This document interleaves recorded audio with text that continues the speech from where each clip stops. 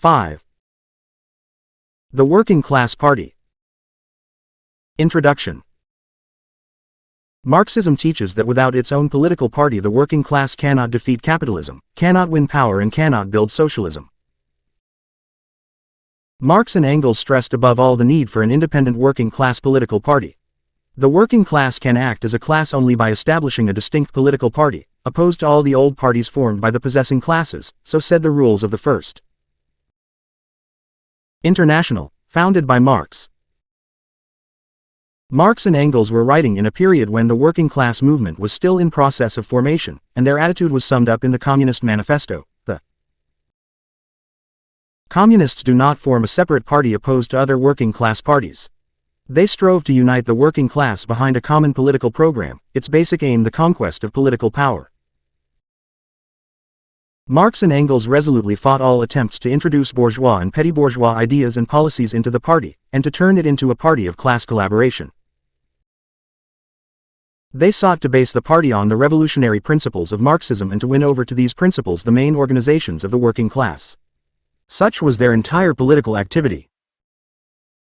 And they paid the closest attention to defining the attitude of the working class to all other classes, particularly to the peasantry, whom they regarded as most important allies of the working class.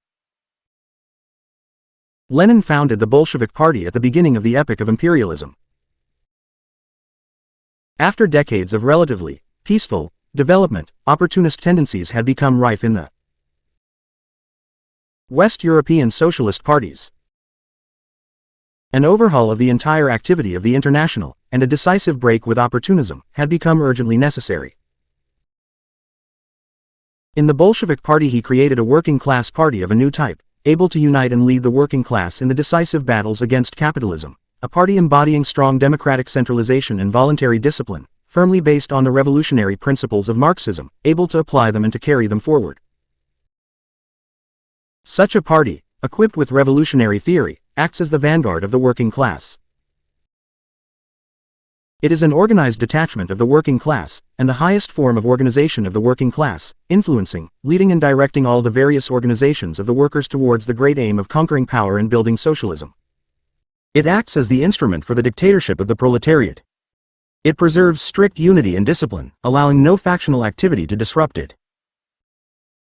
It purges itself of opportunists. It bases its policy at each stage of the struggle on the principle of determining against what enemy the main blow is to be directed, and of drawing all possible allies into that struggle against the enemy. The Bolshevik Party was built in the struggle for revolutionary Marxism against opportunism in the working class movement. Its policy and organizational principles were established in the fight against economism, which believed that the workers should concentrate on fighting only for economic demands, against the Mensheviks, who strove to weaken the organization and unity of the party as a step to introducing policies of class collaboration, and likewise against leftists, who isolated the party from the masses, rejected allies, and substituted revolutionary phrases for mass work and a policy founded on a realistic estimate of the stage of development of the struggle. Lenin exposed and fought the opportunism of the leaders of the Second International, which culminated in betrayal by those leaders in the imperialist war, 1914-18. He made clear the difference between just and unjust wars, and the policy of the working class on war. Lenin's teachings on the party of a new type have been carried forward by the communist parties, and they have been further developed by Stalin.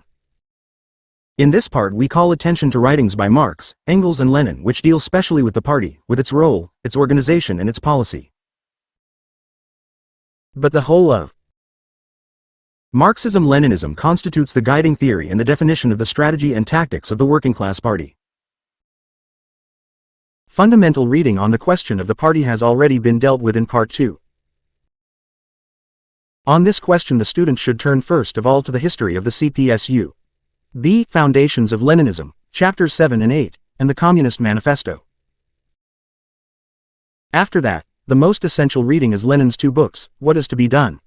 And Left-Wing Communism, to which may be added 1 step forward, 2 steps back. The student should also turn to the sections on the party in Stalin's reports to the 17th and 18th Congress of the CPSU. B. Dealt with below, Part 8. Next, The student should take up Lenin's writings, which deal specially with the opportunism of the Second International.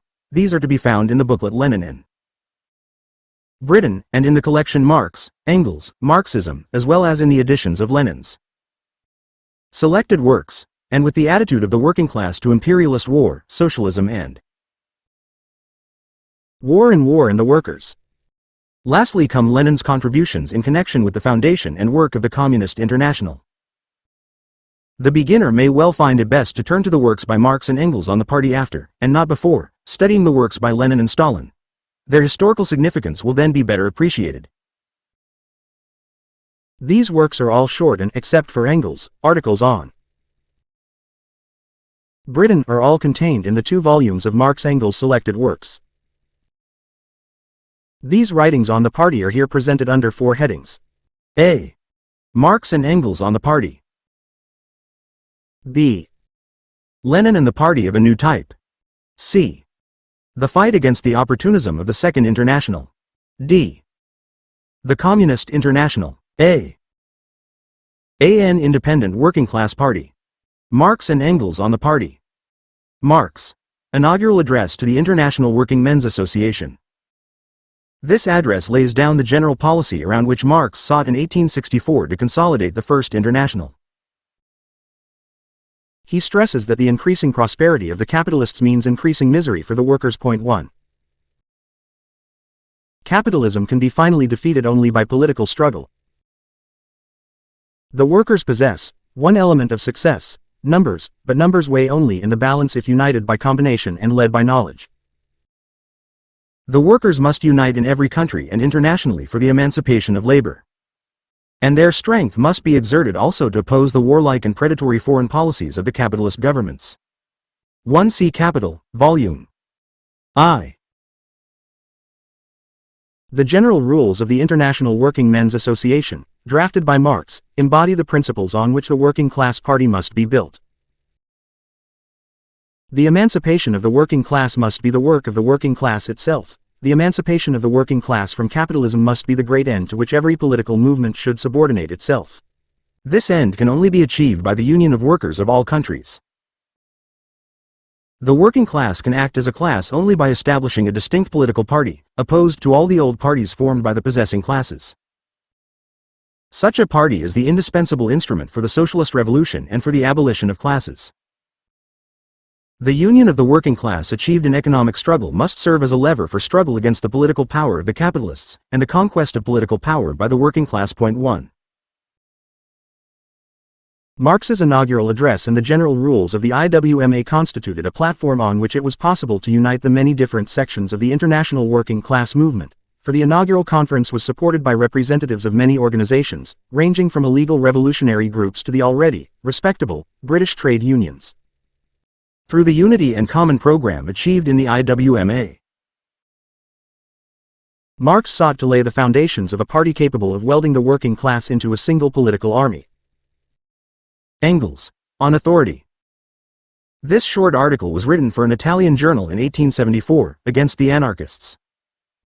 It shows the need for a centralized and disciplined working class party which will lead the way to the establishment of a workers' state.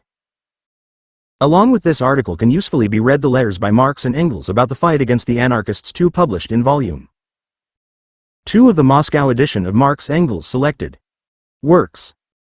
These letters consist of Marx to Bolt, 1871, and Engels to Kuno, 1872. Engels, Marx and the New Rhenish Gazette. This article, written in 1884, supplies a model of how to run a working-class newspaper 3 in a revolutionary period. It deals with the experience of the New Rhenish Gazette, the daily newspaper of which Marx was the editor in the years 1848–9. The New Rhenish Gazette was set up because Marx realized the need for a daily newspaper. Its banner, says Engels, was that of democracy. It sought to lead the contemporary revolutionary struggle for democracy, taking up the movement at its most advanced point and seeking to push it further. The alternative to this policy, says Engels, would have been to produce the little provincial sheet of a tiny sect, instead of the great newspaper of a great party in action. Marx and Engels, Circular Letter. This circular letter addressed by Marx and Engels in 1879 to leading members of the 1C Marx, Address of Central Committee to the Communist League. 2C also Stalin, Anarchism or Socialism, Lenin, State and Revolution, Marx, The Revolution in Spain. 3C also Lenin, What is to be done, History of CPSU, B, ch. 5, Section 2. German Social Democratic Party contains Marx and Engels' protest at that time against the petty bourgeois elements who were trying to divert the working class onto the path of class collaboration. 3 leading members of the party, whom Marx and Engels call the 3 censors of Zurich, had demanded that, instead of being a one-sided workers' party, the party should be made an all-sided party, that educated members of the propertied classes should assume prominent places in its leadership and as its parliamentary representatives, that the bourgeoisie should not be scared or antagonized by exaggerated attacks, that the bourgeoisie should not be fought but won over. Marx and Engels denounced all this as a program of representatives of the petty bourgeoisie who had insinuated themselves into the working class movement. 1 They declared that it was impossible to cooperate in the same party with people who repudiated the class struggle, and that they must adhere to the old battle cry of the First International: the emancipation of the working class must be the work of the working class itself. While the party welcomed bourgeois converts, it welcomed them on condition that they wholeheartedly adopted the proletarian outlook and did not bring with them into the party all manner of bourgeois and petty bourgeois ideas. Engels. Articles in The Labor Standard. In 1881 Engels wrote 10 short articles for the Labor Standard, Journal of the London Trades Council, which have been republished under the title The British Labour Movement. In these articles he insists that the task of the working class is not merely to defend its position and seek for reforms under capitalism, but to fight for power and to end capitalism. He urges the formation of an independent working-class party in Britain, and that the trade unions should use their organized power for the setting up of such a party. 2. Engels. Prefatory Note to The Peasant War in Germany. This note, written in 1874, is of very great importance, because 1.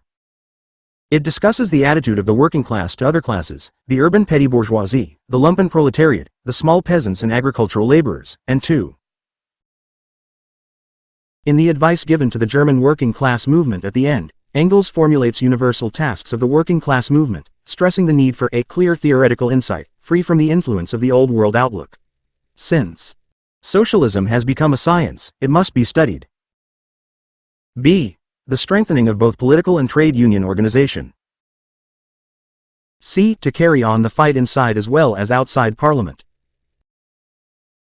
D. To safeguard the international spirit. Engels. The Peasant Question in France and Germany.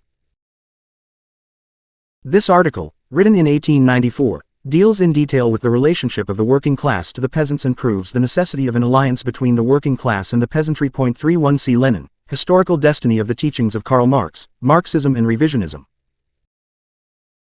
Differences in the European labor movement. 2 See also Lenin and Britain.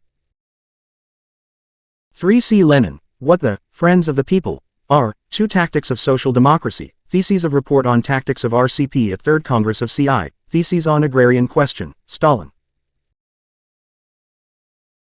Engels proves that the development of capitalism inevitably spells the ruin of small peasant production, but despite this, peasant apathy is one of the great supports of reaction. In order to conquer political power, says Engels, the working class must first go from the towns to the country, must become a power in the countryside. It cannot afford to leave the doomed peasant in the hands of his false protectors, until he has been transformed from a passive to an active opponent of the industrial workers. Engels stresses that the working class should not try to win over the peasants by making them promises which cannot be fulfilled. He strongly criticizes the policy of the French party, which promised to preserve small peasant property. Not only is such a promise contrary to the aims of socialism, but it cannot be fulfilled, since it is impossible to save doomed small property. The main point is to make the peasants understand that they can save their houses and fields only by transforming them into cooperative property, operated cooperatively. But the working class must never attempt to impose such cooperation by force. Engels attached considerable importance to the division of the peasantry into different sections. The small peasants, he explains, are the principal allies, but he considers that sections of the big and medium peasants can also be won, or at least neutralized. As for the big estates, the policy of the working class should be to expropriate the landowners, if necessary buying them out, and to turn the land over to the rural workers to be cultivated cooperatively. B. The party of a new type. Lenin on the organizational principles, strategy and tactics of the party. Lenin. What is to be done? What is to be done is a book of key importance for the Marxist conception of the tasks of the working class party. To understand the circumstances in which it was written, and as an aid to grasping its principal points, the reader should consult the history of the CPSU, B. Chapter 1, Section 5 and Chapter 2, Section 2. What is to be done was directed against those who in the early days after the establishment of a working class party in Russia taught that the workers should engage in economic struggle only, concentrating on bread and butter problems rather than political issues. Lenin saw in this trend the nucleus of opportunism in the working class movement, of class collaboration.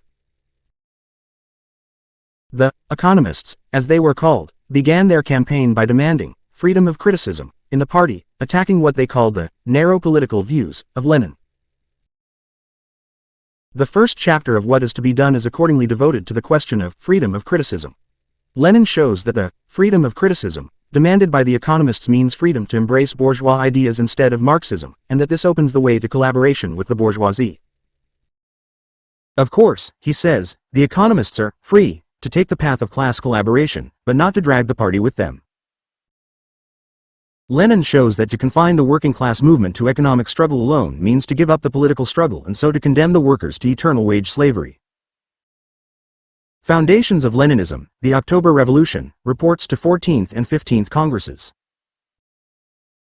CPSU. B. The party's three fundamental slogans on the peasant problem, dizzy with success, speech to collective farm shop workers on the USSR.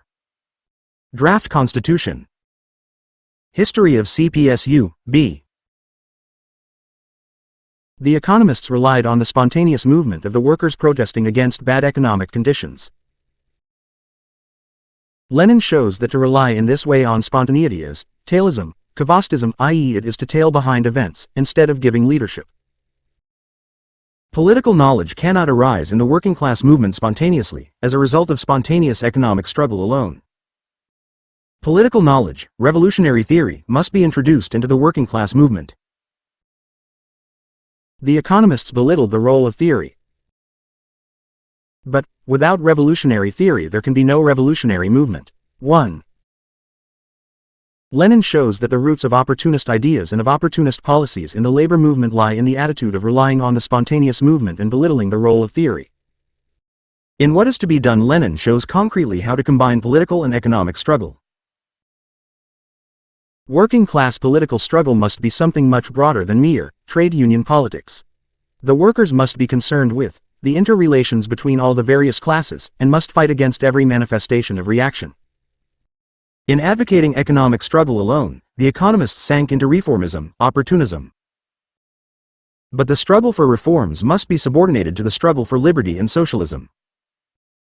In What is to be done, Lenin also deals with questions of party organization. He stresses the need for a centralized disciplined organization, for the practical and theoretical training of revolutionaries, for a firm Marxist theoretical basis. Lenin. 1 step forward, 2 steps back. This book is of key importance in establishing the principles of organization of the Communist Party. It was written in 1904 following the Second Congress of the Russian Social Democratic Labor Party, the Congress at which the split between the Bolsheviks and Mensheviks first showed itself. In order to understand this book and its background, the reader should consult the history of the Communist Party of the Soviet Union, Chapter 2, Sections 3 and 4. At the Second Congress in 1903, two opposed groups became apparent in the Russian Social Democratic Labor Party, revolutionary and opportunist. After the adoption of the party program there took place a dispute over the party rules. Lenin and his followers held that there should be 3 conditions for party membership. 1. Acceptance of the program. 2. Payment of dues, 3. Belonging to a party organization. His opponents held that condition 3 was not necessary. At the end of this Congress, the followers of Lenin gained a majority on the Central Committee and on the editorial board of the party newspaper Iskra. They therefore became known as the Bolsheviks, from the Russian word meaning majority, while the others were known as Mensheviks, from the Russian word for minority. But afterwards, the Mensheviks managed to capture Iskra and began an attack on the party organization, which they declared was too rigid. They wanted liberty for individuals not to obey party decisions. The opportunists thus began their operations by an attack on the principles of party organization. Lenin recognized that this attempt to weaken the party organization was a prelude to 1C Stalin, Foundations of Leninism. Imposing opportunist policies on the party concerning the major political issues. In 1 step forward, 2 steps back, after analyzing the proceedings and the votes at the Second Congress, and demonstrating the existence of 2 wings, a revolutionary and an opportunist wing. Lenin shows the need for a disciplined centralized party of the working class. 1. Lenin. Left-wing, communism, and infantile disorder. Left-wing communism is a handbook of Communist Party strategy and tactics, of communist leadership and the building of a mass party. It was written in 1920, at the time of the Second Congress of the Communist International, in order to correct the leftist mistakes being made by communists in a number of countries. Lenin draws on the experiences of the Russian Bolsheviks as a guide for the world. Communist movement. The Bolshevik Party, he points out, grew strong and became steeled not only in the fight against opportunism, but also in the fight against petty bourgeois leftism. What are the principal teachings of left-wing communism? Lenin shows the need for a centralized and disciplined party and for maintaining proper relationships between leaders, party, class and masses. He shows the need for a firm party leadership and the danger of leftist talk which seeks to oppose masses against leaders. Such leftist talk, he shows, amounts to repudiation of the party and of party discipline, that is, disarming the proletariat for the benefit of the bourgeoisie. Such an attitude does not spring from the working class, which understands the need for organization, but from the petty bourgeoisie. Our task is not only to defeat the big capitalists, but also, what is even more difficult, to remold and re-educate the small producers. This requires a long and arduous struggle against the forces and traditions of the old system, which can only be carried out by a centralized and disciplined party. 3. Lenin further shows how leftist moods play into the hands of agents provocateurs. 2. Lenin shows the need for a mass party. He shows that the task is to lead the masses, not just to lead the party, to bring millions of people into action. 4. It is necessary for the party to work wherever the masses are to be found, to penetrate everywhere, to rouse the masses and draw them into the struggle. In this connection he stresses how important it is to work in the trade unions. To refuse to do so on the pretext that the trade unions are reactionary would mean to leave the mass of the workers under the influence of a handful of reactionary leaders. We must work wherever the masses are to be found, taking into account their level of development, not fence ourselves off from them by artificial, left-wing slogans. 3. Lenin shows that the party must master all forms of working-class struggle. In conditions of illegality it must learn to combine legal with illegal struggle. He particularly stresses the need for the party to master the methods of parliamentary struggle, of participation in elections and in bourgeois parliaments for the purpose of educating. 1C Stalin, Foundations of Leninism. 2C Lenin, what is to be done? 1 step forward, 2 steps back. 3C Lenin, Deception of the People. 4C Lenin, Theses on Fundamental Tasks of CI, in Support of Tactics of CI, Letter 2. German Communists. Awakening and Enlightening the Masses. 1. He stresses that the party must be ready quickly to pass from one form of struggle to another, and must practice self-criticism and learn from its own mistakes. 2. Otherwise it is not a mass party but a group of intellectuals. 4. Lenin ridicules the leftists who put forward the slogan, "No compromise." We must know how to reach compromise agreements with other parties and to apply these tactics to raise and not lower the workers' ability to fight and conquer. It is necessary to win every possible ally and to utilize every division in the ranks of the enemy. Point 3. It is necessary, moreover, to learn not to fall into enemy traps, not to accept battle at a time advantageous to the enemy and to avoid an obviously disadvantageous battle. In Chapter 9, Lenin deals with Britain and expounds the tactics of building unity with Labour against the Tories. This, he says, will enable the British Communists to gain the ear of the masses, to educate them and to hasten the end of right-wing influence. Point 45. Lenin shows that the Communists must find the correct form of approach, the correct road to the proletarian revolution in each country. The struggle has features peculiar to each country. We cannot lay down general rules applicable to all cases, but it is necessary that the fundamental principles of communism shall be correctly adapted to national and national state differences. Attention must be concentrated, says Lenin, on finding forms of transition or approach to the proletarian revolution. Point 5. This means to find the right path to bring the masses up to the decisive revolutionary struggle.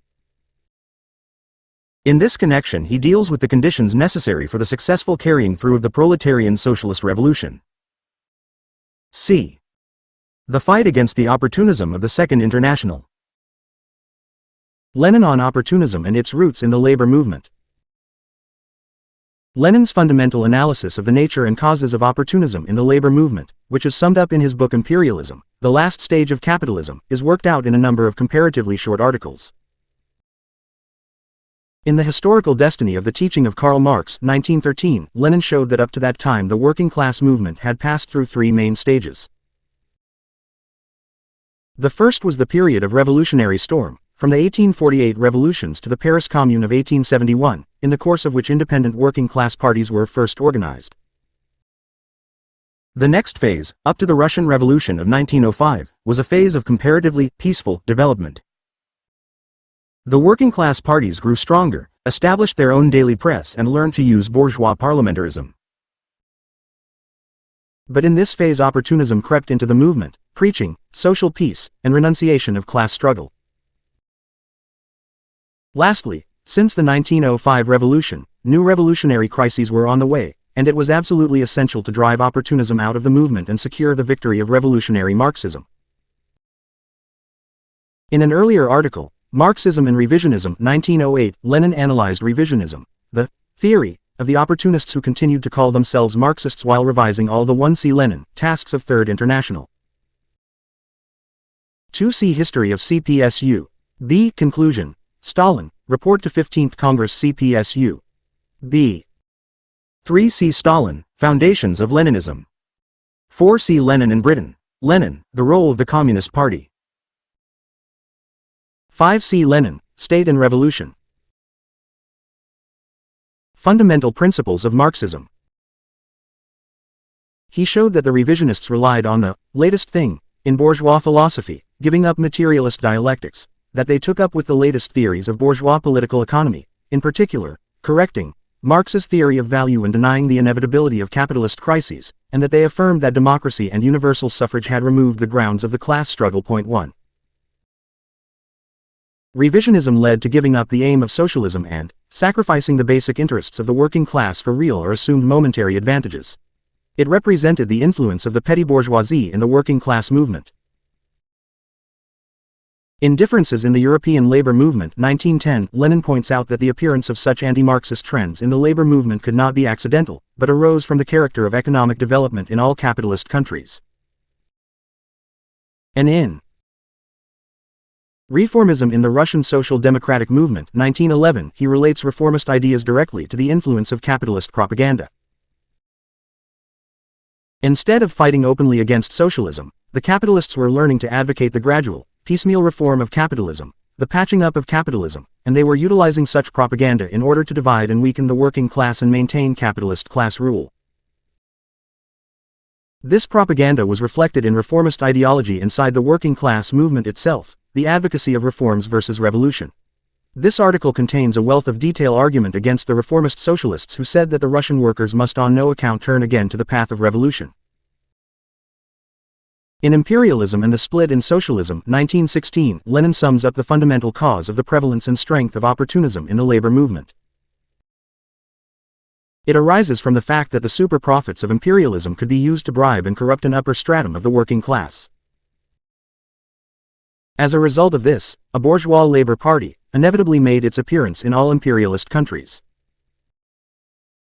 Dealing with Britain in particular, Lenin shows that opportunism had prevailed for decades, beginning before the birth of imperialism proper in Britain.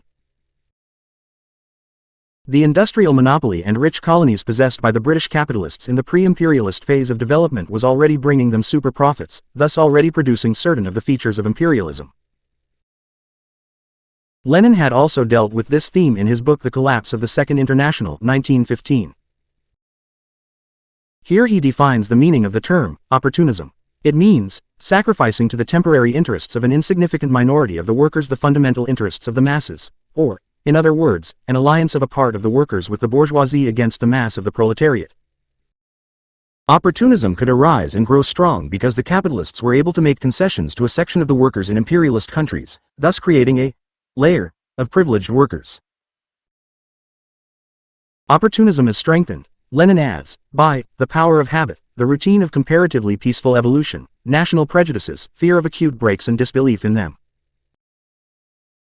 The opportunism of the leaders of the Second International culminated in their going over to the side of their own imperialists in 1914. Lenin tears to pieces their arguments justifying their support of the imperialist war. We find on the part of the opportunist leaders, Lenin concludes, socialism in words, but in practice, joining the bourgeoisie in every serious one. See Lenin, Three Sources and Three Component Parts of Marxism. Crisis. They must be expelled from the working class parties. Point 1. Lenin on war. The fundamental teachings concerning the attitude of the working class party towards war were hammered out by Lenin during the First World War. They are summed up in History of CPSU, B, Chapter 6, Section 3. In Socialism and War, 1915, Lenin establishes the distinction between just and unjust wars, and sums up the essential teachings of Marxism on the policy of the working class in an unjust, imperialist war. He shows that the war which broke out in 1914 was an unjust imperialist war waged between two rival blocs of imperialist powers. In such a war the working class on each side must oppose its own imperialism, and strive to turn the imperialist war into civil war. Lenin showed that when imperialist war had broken out it was impossible to establish a just peace without overthrowing the imperialist governments. Hence the abstract slogan of peace, put forward during the war by certain liberals and pacifists, was a deceptive slogan. He shows that the support of the war by the socialists of the Second International was a direct betrayal of socialism. He coins the phrase social chauvinism to denote their policy. Social chauvinism is defense of the fatherland in an unjust war undertaken by people calling themselves socialists. Lenin calls for a break with opportunism and social chauvinism on an international scale, and the setting up of a new Third International on a revolutionary basis. Lenin again expounds the Marxist attitude to imperialist war in a lecture on war delivered in May, 1917.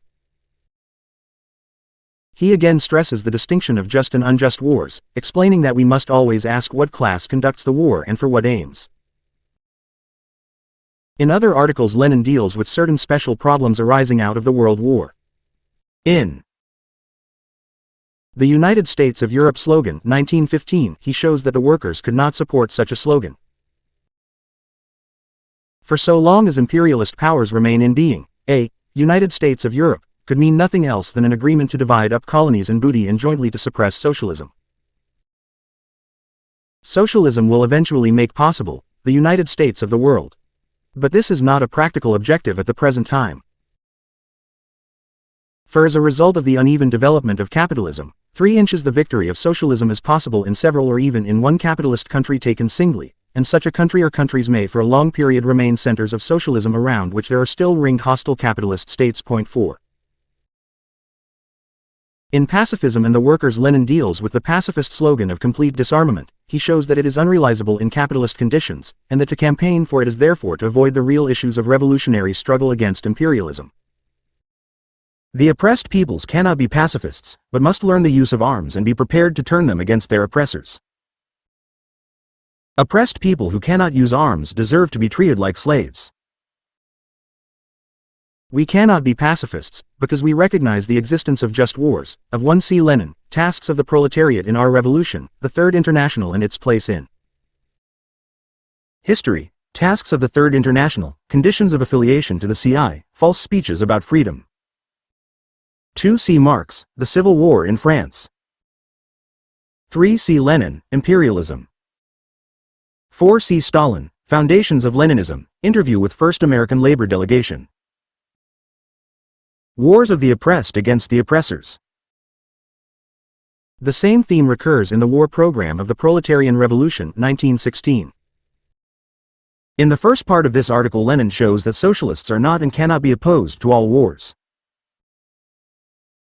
For there are wars of oppressed peoples fighting for their liberation, civil wars, and when socialism is established, there may be wars to defend socialist countries from imperialist attack. Oppressed peoples must be ready to wage wars of liberation. And socialist peoples must be ready to defend their socialist fatherland. Point 1. In the remaining parts of this article, Lenin deals further with the working class attitude to military training, arms and the use of arms. Lenin on the British labor movement. In a number of observations on the British labor movement, included in the volume Lenin in Britain, Lenin shows 1. How Marx and Engels stressed the paramount importance of building an independent working class movement in Britain. Point 2. Their attitude provided a vivid illustration of the principle that Marxism is the union of socialism with the mass working class movement. Marx and Engels condemned the sectarianism of the old Social Democratic Federation in Britain, which preached a dogmatic orthodoxy, while holding itself aloof from the working class movement. They insisted that the socialists should throw off their narrow sectarianism at all costs and affiliate to the labor movement. On the other hand, they insisted on the fight against opportunism in the labor movement, and to equip the movement with revolutionary theory. 2. Dealing with the British Labour Party, Lenin shows how important was the fight for a socialist policy in the Labour Party, and appraises the Labour Party as the first step on the part of the really conscious proletarian organizations of Britain towards a conscious class policy and towards a socialist Labour Party. But he wrote of the Labour Party in 1918 that, although it consists of workers, it is led by reactionaries. 3. He demonstrates the need for building the Communist Party in Britain and for the Communist Party to seek to affiliate to the Labour Party. Point 3. D. The Communist International. Lenin and the Communist International. In his pamphlet, Tasks of the Proletariat in Our Revolution, which he published in April 1917 on his return to Russia after the February Revolution of that year, Lenin distinguished three trends in the international movement: the social chauvinists, who were lined up openly with their own imperialists; the centrists, who conciliated with them; and the genuine internationalists, who opposed the imperialist war. Lenin proclaimed that it was urgently necessary for the latter to set up a new communist international, which would break completely with opportunism and unite the working class on the basis of the revolutionary principles of Marxism. The first Congress of the Communist International was held in the spring of 1919. Immediately afterwards, in his article, The Third International and Its Place in History, 1C Lenin, Tasks of Proletariat in Our Revolution, the April Conference. 2C Engels, The British Labour Movement, and Marx-Engels Correspondence.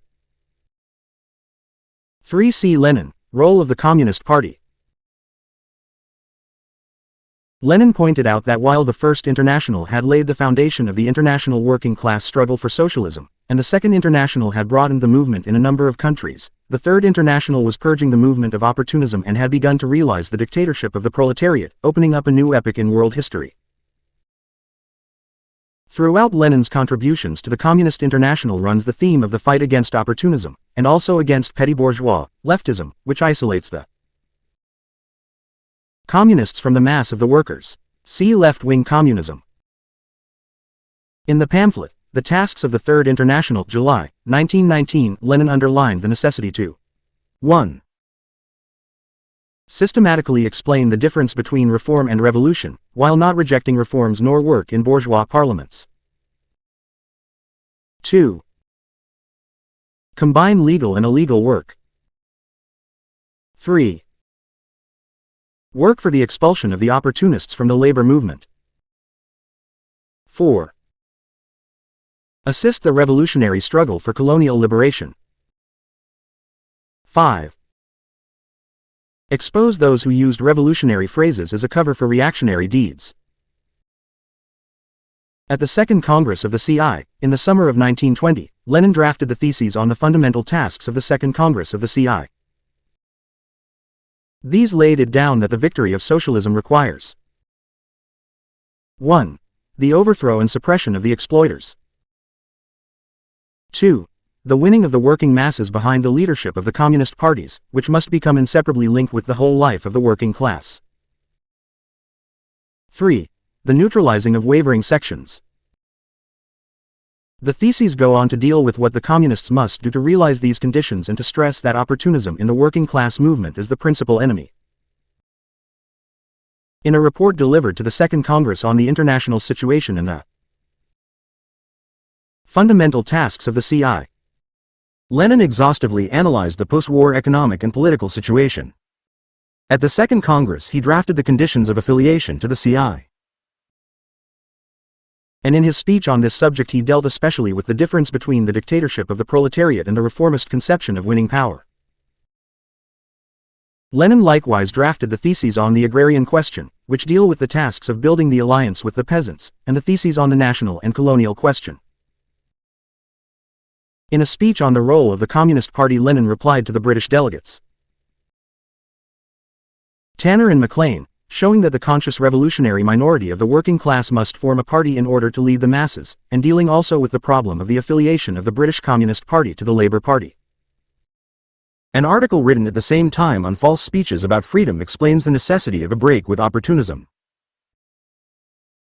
In a speech in support of the tactics of the CI, at the Third Congress in the summer of 1921, Lenin stresses that the party must win leadership of the masses, i.e. of the majority of the working people. Unless this majority is won to follow the lead of the party, victory of socialism is impossible. The same theme recurs in a letter to the German communists. 6. The bourgeois democratic revolution and the socialist revolution. Introduction. The Marxist theory of class struggle distinguishes between the bourgeois revolution and the socialist or proletarian revolution. The bourgeois and socialist revolutions are distinguished by the different tasks or aims which are undertaken in each.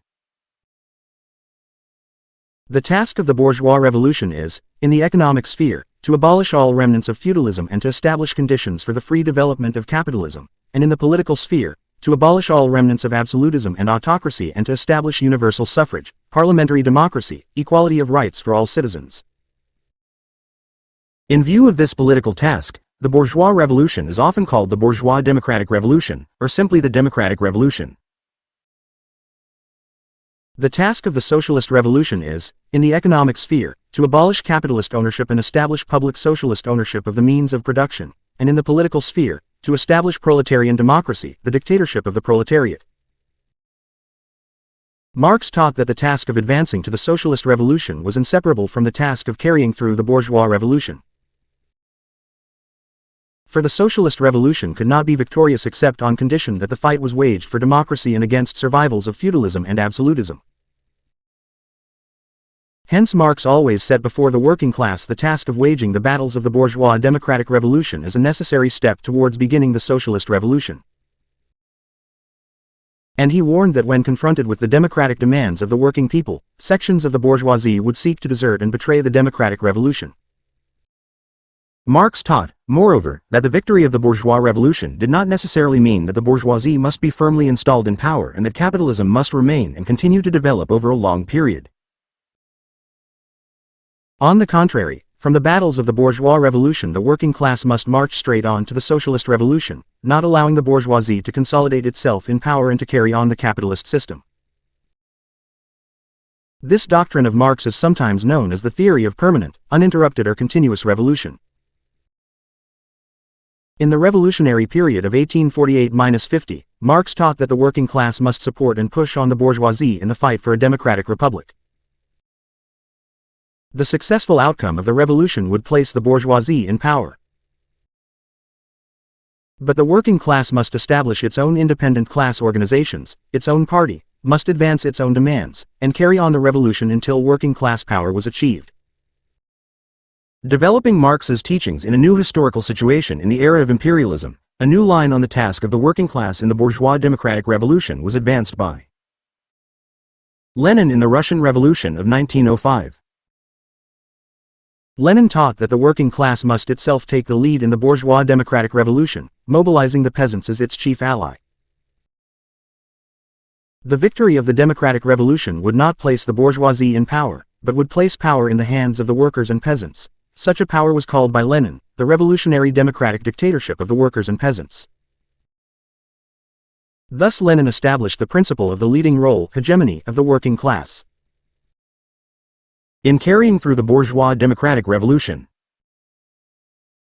Having marched with the whole peasantry to abolish all remnants of feudalism and autocracy and establish a democratic republic, the working class would go forward with the poor peasants to establish the dictatorship of the proletariat, eradicate capitalism and build socialism.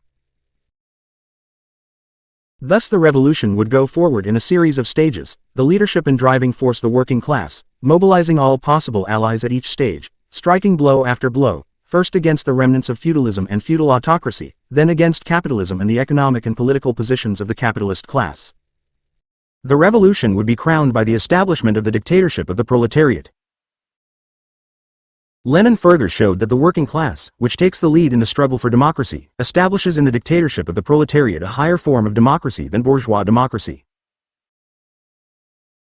The first and most essential reading required for study of the Marxist-Leninist teachings on the tasks of the working class in the bourgeois democratic revolution and on the relationship between the bourgeois and socialist revolutions is the Communist Manifesto. Lenin's State and Revolution, Stalin's Foundations of Leninism, the latter part of Chapter 3. Stalin's On the Problems of Leninism, and the History of the CPSU. B. Chapters 3 and 7. All of these were dealt with above, in Part 2. And unless the reader has made some study of these works, he will not get very far with the works dealt with below. Marx and Engels' main strategical line in the revolutionary period 1848-50 was set forth in their address of the Central Committee to the Communist League, in 1850. As to what happened during the whole revolutionary period from 1848 to 1871, the Paris Commune and the conclusions which Marx and Engels drew from these events, the reader should turn to three works: The Class Struggles in France, the 18th Brumaire of Louis Bonaparte and the Civil War in France. In these books, which deal particularly with France, Marx and Engels analyzed the whole movement of classes in the course of the bourgeois democratic revolution, culminating in the seizure of power by the working class in the Paris Commune, when the dictatorship of the proletariat was established for the first time and where was discovered the new state form of working class power. Supplementary to these works are Marx and Engels' Germany, Revolution and Counter-Revolution, the Peasant War in Germany, the Revolution in Spain and the Civil War in the United States. Lenin's new line in the Russian Revolution of 1905 is set forth in his two Tactics of Social Democracy in the Democratic Revolution, as a supplement to which should be read his lecture on 1905. Lenin's two tactics is of very great importance for the student today, since it embodied the new line on the tasks of the working class in the democratic revolution, which was carried forward in the Great October Socialist Revolution in Russia, and, today, in the Chinese Revolution. Hence the student may well turn to this first. In the next part, on the Great October Socialist Revolution, we shall see that Lenin showed how the task of completing the bourgeois revolution was finally solved as a byproduct of the socialist revolution. In Part 9, on the national and colonial question, we shall see how the Marxist-Leninist teachings on the bourgeois democratic revolution are carried forward in the theory of the national revolution in colonial countries, and in China in particular. After the triumph of the October Socialist Revolution, Lenin made a trenchant reply to those who raised an outcry that the socialist revolution violated democracy. This reply is contained above all in two works: The Deception of the People by Slogans of Freedom and Equality, and The Proletarian Revolution and Kautsky the Renegade. These two books constitute the most essential reading on proletarian as against bourgeois democracy. The writings of Marx, Engels and Lenin on the democratic revolution are here presented under three headings. A. The Revolutionary Period 1848–71. B. The Russian Revolution of 1905. C. Proletarian versus bourgeois democracy. It may perhaps be thought that the theory of the bourgeois revolution and of its relation to the socialist revolution is of no more than historical interest to British workers, since the bourgeois revolution took place in Britain a long time ago. It is therefore worth observing that this aspect of Marxism-Leninism is of very immediate importance for us, for at least three reasons. 1.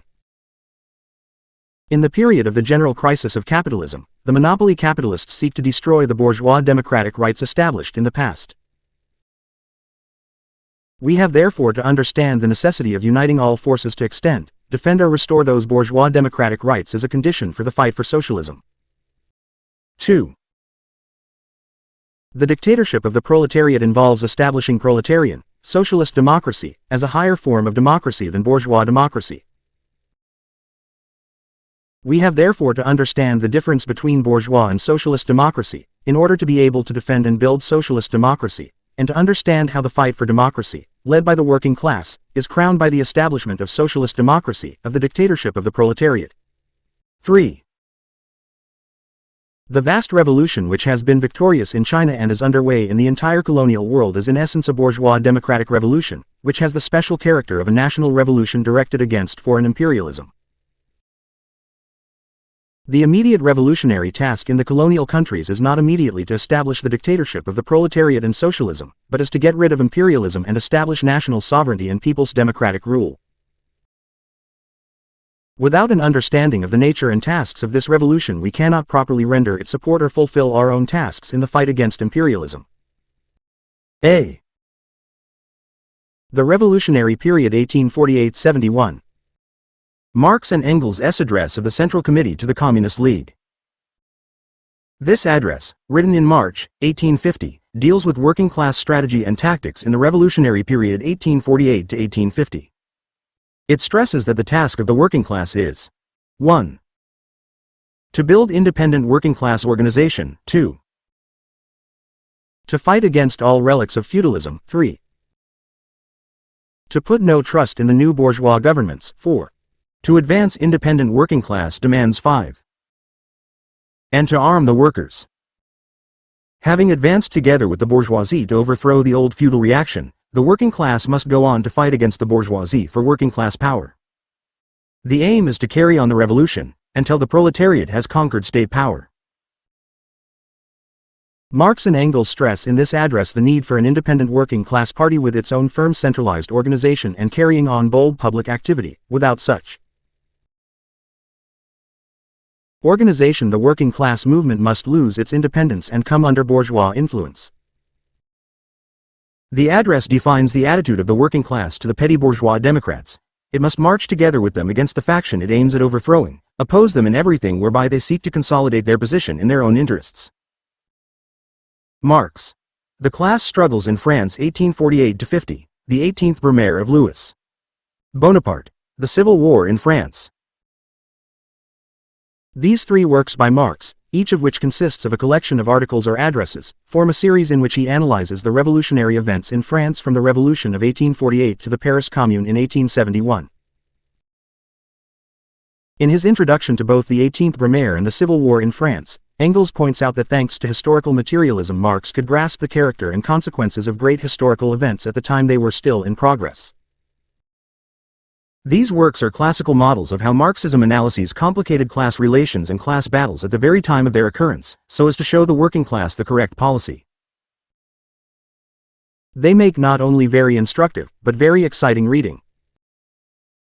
Each can be read separately, but they are best read as a series. Thus, the 18th Brumaire opens with a summary of the meaning of previous events dealt with in class struggles in France. Engels' introductions to the class struggles in France and the Civil War in France contain a masterly summary of the whole series of events from 1848 to 1871. What were these events? In February 1848, the regime of Louis Philippe, the bourgeois king, set up when the Bourbons were overthrown in July 1830, was itself overthrown by a mass uprising.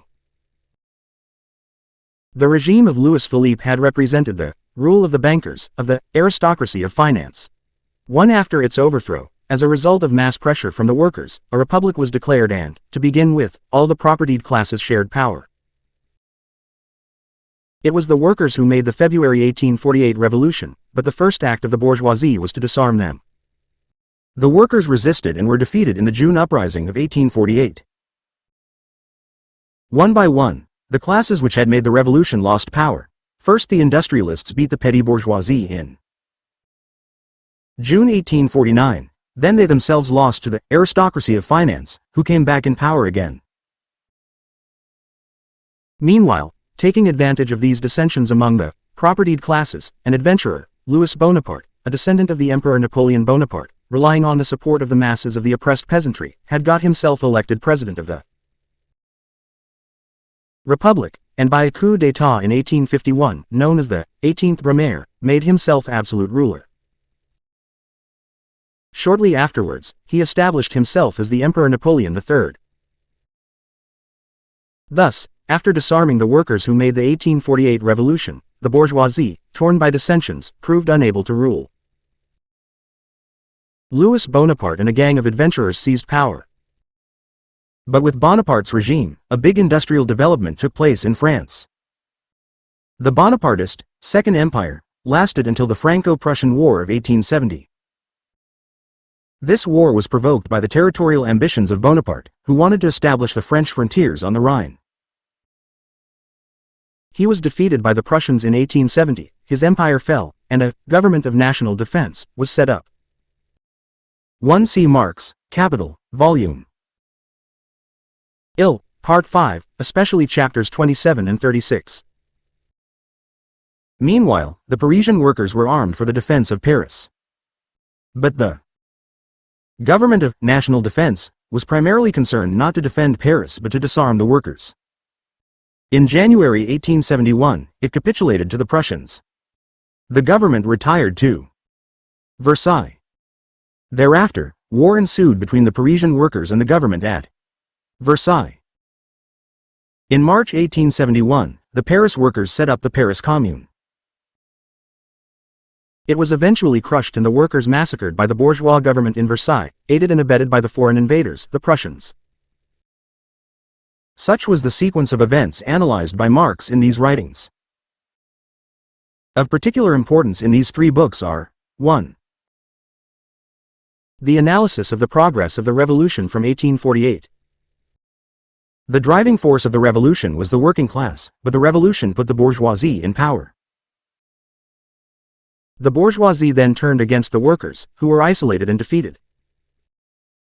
But in this action the bourgeoisie turned against the revolution itself, deserted the revolution, and themselves proved unable to rule.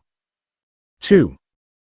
The biting exposure of petty bourgeois, social democracy, contained in the 18th Brumaire. Marx shows that these Democrats were under the illusion that their own speeches and declamations in Parliament decided events, ignoring the realities of the class struggle. This he called parliamentary imbecility, or parliamentary cretinism. Marx shows concretely how the outlooks and ideas current in society reflect the position of different classes. 3. The exposure in the 18th Brumaire of the nature of the bourgeois state, as the organ of capitalist class rule. The triumph of the bourgeois republic, said Marx, led in fact to unlimited despotism. He shows that all revolutions had perfected the state power, but that the task of the proletarian revolution must be to break it up. 14. The analysis of the position of the French peasantry. The peasantry, he shows in the 18th Brumaire, provided the chief social support on which Louis Bonaparte founded his personal dictatorship. Nevertheless, he points out in the Civil War in France that the only hope for the mass of the peasantry lay through a workers' government. Thus Marx and Engels began to deduce the key importance of the workers winning the masses of peasants as allies. 25. Marx's treatment of the Franco-Prussian War in the Civil War in France. He shows that, to begin with, it was a just war on the side of the Prussians. But he gives a lead to the German workers to oppose the war as soon as Bismarck turned it into a war of aggression. 36. The analysis of the Paris Commune as the political form at last discovered to work out the economic emancipation of labor. The Commune was the dictatorship of the proletariat. Do you want to know what this dictatorship looks like? Look at the Paris Commune, that was the dictatorship of the proletariat. So wrote Engels in his introduction. The Commune proved that the working class cannot lay hold of the existing state machinery, but must smash it, and set up its own PowerPoint 41. See Marx, Critique of the Gotha Program, Lenin, State and Revolution. 2. See Engels. Prefatory Note to Peasant War in Germany, Peasant Question in France and Germany. 3. Lenin, Socialism and War, Lecture on War. 4. See Marx, Letters to Kugelmann, April 1871, Lenin, State and Revolution, in memory of. Marx and Engels analyzed the measures taken by the Commune, and at the same time pointed out its weaknesses and mistakes. Marx and Engels on revolutionary struggles in Germany, Spain and the United States. Besides the three great works in which Marx analyzed the revolutionary developments in France, 1848–71, Marx and Engels published a number of works in which the historical materialist method was applied to the study of and leadership of the struggles in the democratic revolution in other countries. Many of these studies were written in the course of Marx's journalistic activities, especially in the course of his regular contributions to the New York Tribune. Of these, the following are available in book form in English. Germany, Revolution and Counter-Revolution, by Marx and Engels. This book, which covers the revolutionary events in Germany in 1851–2, consists of articles contributed at the time to the New York Tribune. The revolution was a democratic revolution against feudalism in Germany. The workers, peasants, urban petty bourgeoisie and bourgeoisie were the classes ranged at the start against the Prussian monarchy and the rulers of the other German states. In the course of the revolution, the bourgeoisie, together with large sections of the urban petty bourgeoisie, went over to reaction, the peasantry became indifferent or hostile, and the working class, left almost alone to fight counter-revolution, was defeated. The Peasant War in Germany, by Engels. Written in 1850, this book deals with the great German peasant uprising of 1525. Engels' study of the class struggles in the 16th century was designed, however, to shed light on the tasks of the class struggles in the mid-19th century, when the job of finally destroying feudalism in Europe still remained to be completed. We have already referred, Part 5, to Engels' prefatory note to this book, in which he stressed the importance of building an independent working class party and of rousing the peasants as allies of the working class. Everything in Germany will depend on whether it will be possible to support the proletarian revolution by something like a second edition of the Peasant War. Only then will everything proceed well, Marx wrote to Engels in 1856. The Revolution in Spain, by Marx and Engels. This book covers the revolutionary events in Spain, 1854–6, and consists mainly of articles contributed at the time to the New York Tribune. An uprising against feudal autocracy in Spain was started in the army and was supported by the workers. The bourgeoisie and army officers deserted the revolution, and the workers were isolated and defeated. This book also contains material concerning anarchism. The Civil War in the United States, by Marx and Engels. This book deals with the American Civil War, 1861–5, and consists of articles from the New York Tribune and the Vienna Press, together with extracts from Marx and Engels' personal correspondence. The Civil War was essentially a further stage of the Democratic Revolution in the United States, begun in the War of Independence fought against England. 4. As Marx and Engels show, the slaveholders and the slave power of the southern states. The Commune, Lessons of the Commune, Introduction to Russian edition of Marx's Letters to Kugelmann. Played a role in the United States equivalent to that of the remnants of feudalism and feudal autocracy in Europe. The revolutionary task in America was to abolish the slave power of the South. Marx and Engels therefore urged the waging of a revolutionary war, the arming of the Negroes and the freeing of the slaves. Lincoln's government at first held back from such measures, while the reactionary powers in Europe, and the British bourgeoisie in particular, sought to aid the Southern states. But the pressure of the American working class proved of decisive importance in securing the introduction of compulsory military service, the edict freeing the slaves, and turning the war into a revolutionary war, while the actions of the British workers prevented capitalist Britain from aiding the slaveholders. The war ended in the defeat of the Southern slave states. B. The Russian Revolution of 1905. Lenin. Two Tactics of Social Democracy in the Democratic Revolution. This book, which appeared in July 1905, lays down the tactical line of the Bolsheviks in the 1905 revolution in opposition to the line of the Mensheviks. It deals with the role of the working class in taking the lead in the bourgeois revolution and passing from the bourgeois revolution to the socialist revolution. In order to understand this book and the tactical line of the Bolsheviks in the 1905 revolution, the reader should consult the history of the CPSU. B. Chapter 3, Section 3, where the tactical differences between the Bolsheviks and the Mensheviks and the revolutionary policy of the Bolsheviks are fully explained. The revolution of 1905 in Russia was essentially a bourgeois democratic revolution. Its task was not to overthrow capitalist rule and establish socialism, but to smash Tsarist absolutism and establish the fullest democracy. The fulfillment of this democratic task was a necessary stage in the advance to the socialist revolution. On the eve of the 1905 revolution, two opposed lines were put forward in the Russian Social Democratic Labor Party. The Bolsheviks held that the revolution must be led by the workers in alliance with the peasants. They called for an armed rising to overthrow the Tsarist government and set up a provisional revolutionary government in which the workers would participate.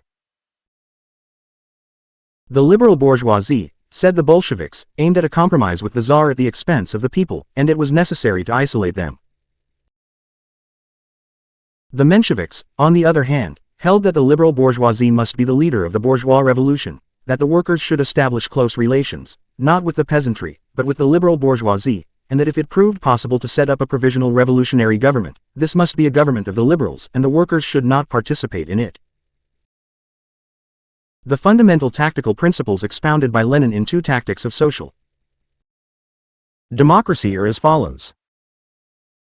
1. The main tactical principle which runs through the whole book is that the working class must win the leadership of the bourgeois democratic revolution. In order to carry through the revolution, the working class must find an ally, namely, the peasants, and must isolate the liberal bourgeoisie who did not aim at the overthrow of Tsarism but at a compromise. Here Lenin advanced a new conception of the role of the working class in the bourgeois democratic revolution. In the previous history of bourgeois revolutions, it had been the bourgeoisie which played the leading part. In the new historical situation, Lenin showed that the working class must become the leading and guiding force of the bourgeois revolution too. Lenin showed that the most effective means of overthrowing Tsarism and achieving a democratic republic was a people's uprising.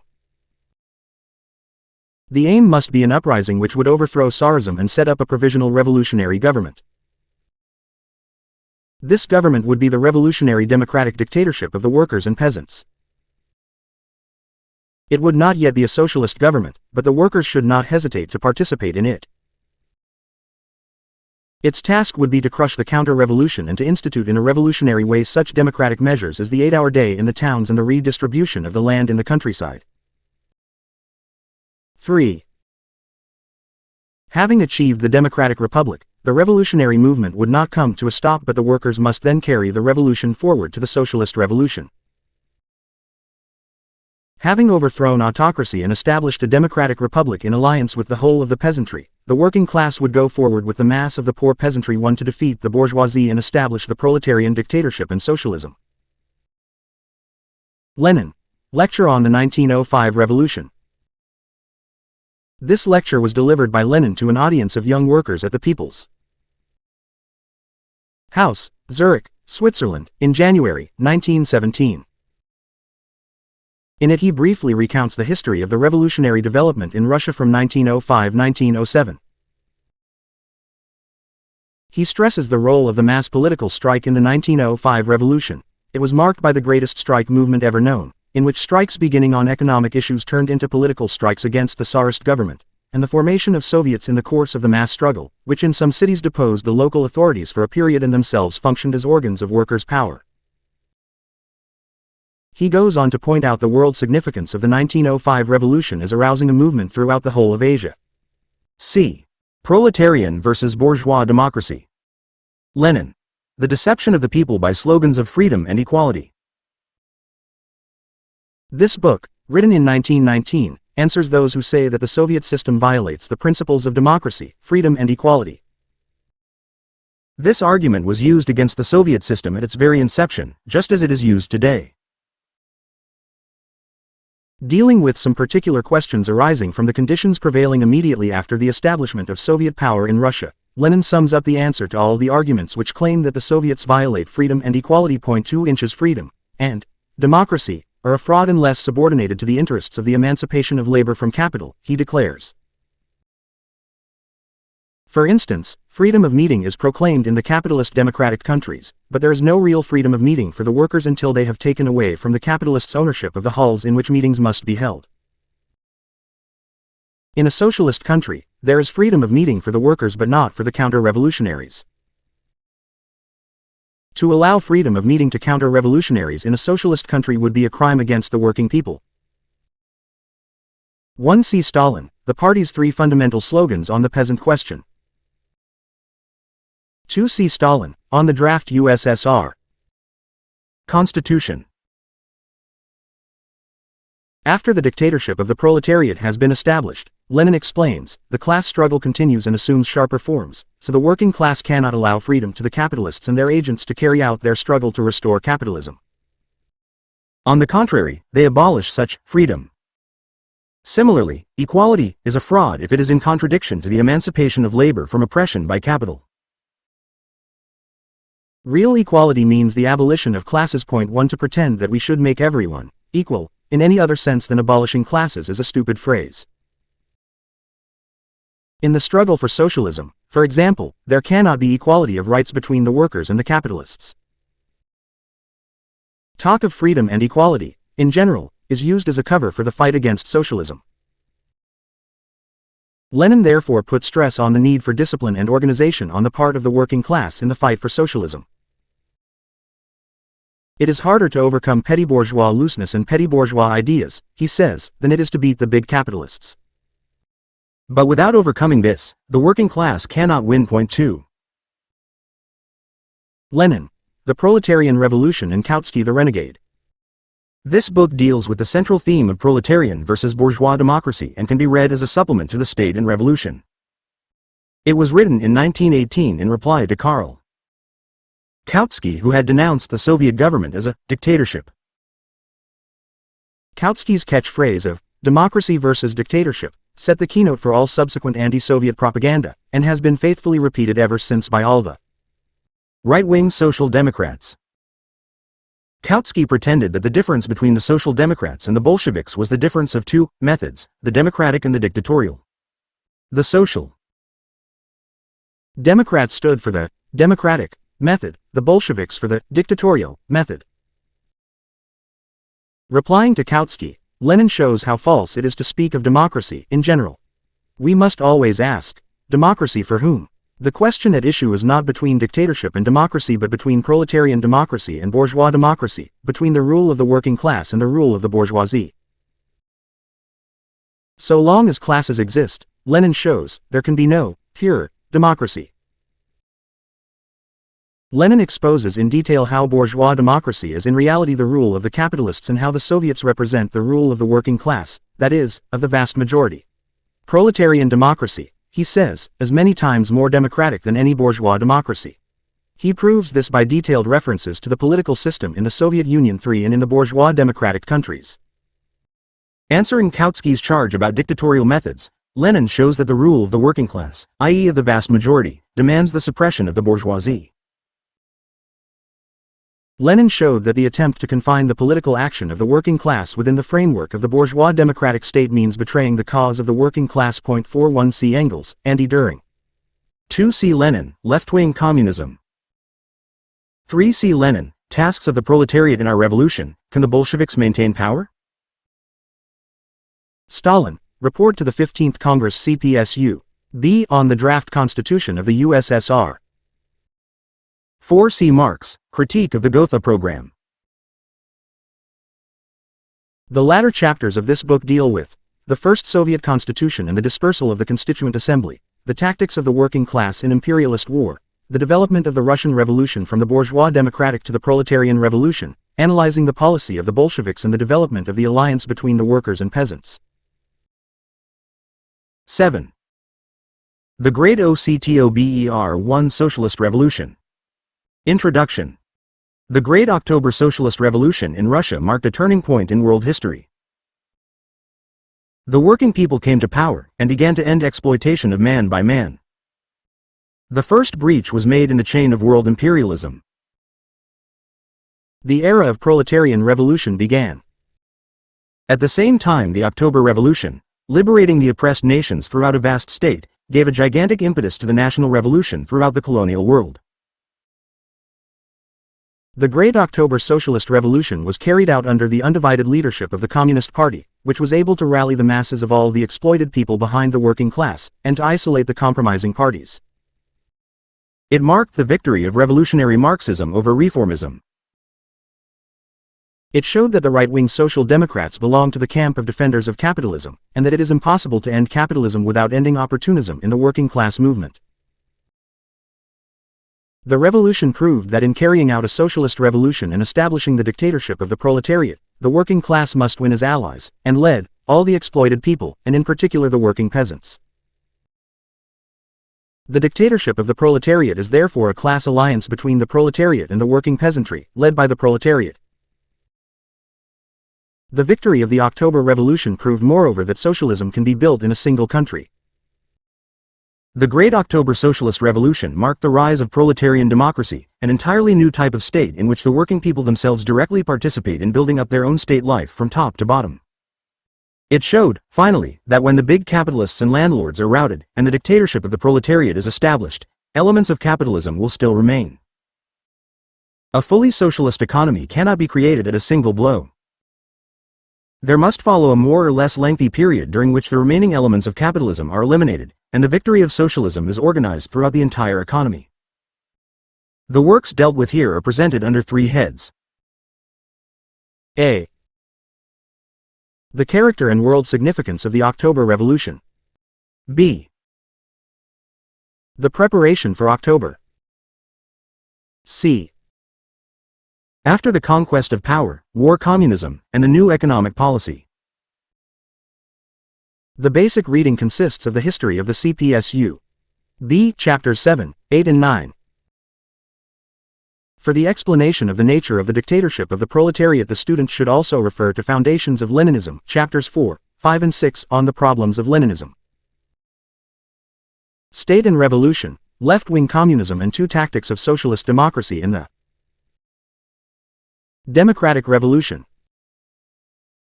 On the character and world significance of the October Revolution, the student should first refer to Stalin's The International Character of the October Revolution and the October Revolution and the Tactics of the Russian Communists. 1. The Soviet government carried out a reform of the old Russian calendar. The revolution took place in October according to the old style. This is why the revolution celebrated on November 7th is called the October Revolution. Similarly, the overthrow of the Tsar took place in February old style, March new style. On the nature of proletarian democracy and the mass character of the new state, the most important reading consists of Lenin's Tasks of the Proletariat in Our Revolution and Can the Bolsheviks Maintain Power?, which should be read in conjunction with Lenin's Deception of the People by Slogans of Freedom and Equality, and Proletarian Revolution and Kautsky the Renegade, dealt with above in Part 6, C, and Stalin's Report to 15th Congress of CPSU, B, dealt with in Part 8 below. On the nature of socialist state industry and the economic tasks in the transition period, the most important reading is the impending catastrophe, the immediate tasks of the Soviet government, and the tax in kind. These should be studied in conjunction with the Communist Manifesto, Chapter 2. Engels' Socialism, Utopian and Scientific, Chapter 3. and the section on the internal situation of the USSR in Stalin's report to the 14th Congress of the CPSU-B. The lessons of the Great October Socialist Revolution have been verified and carried forward in the people's democracies in Eastern Europe which arose after World War II.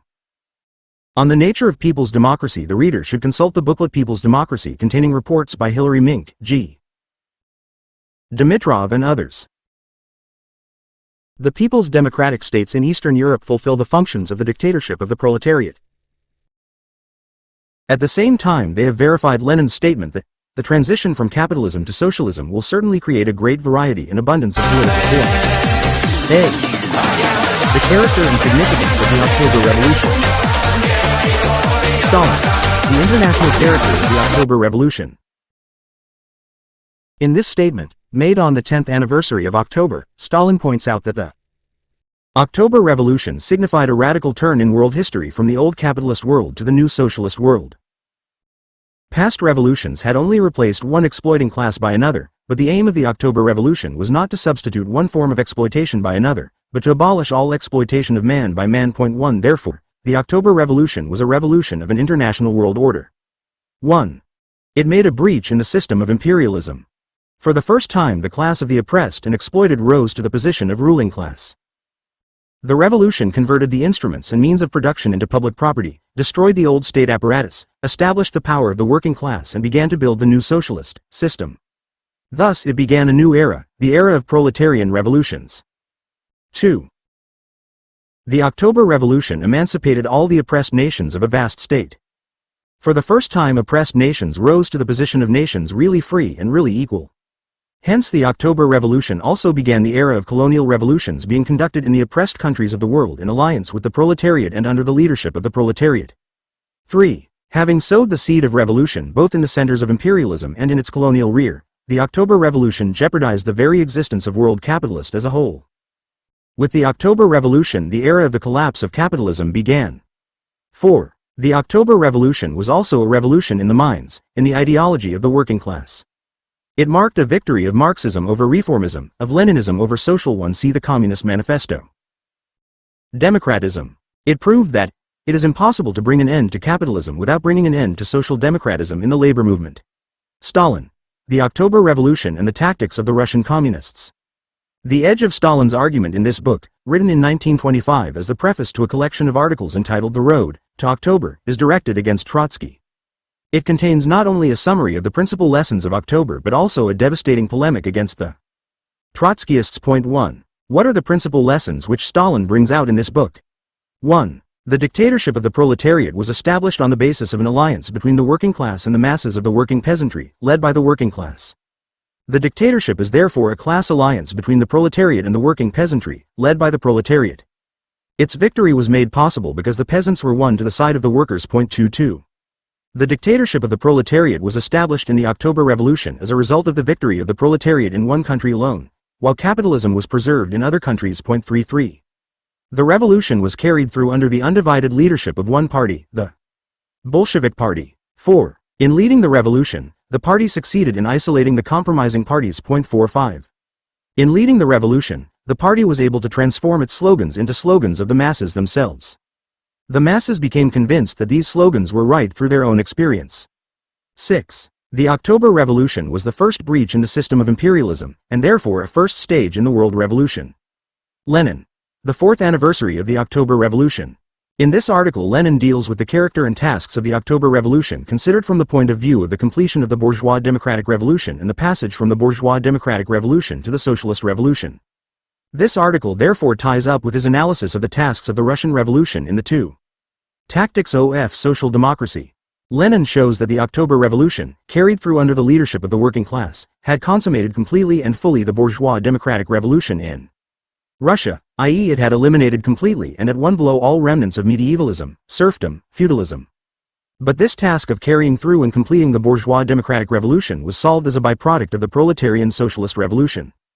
The Soviet system, he concludes, marks the rise of a new type of democracy, i.e.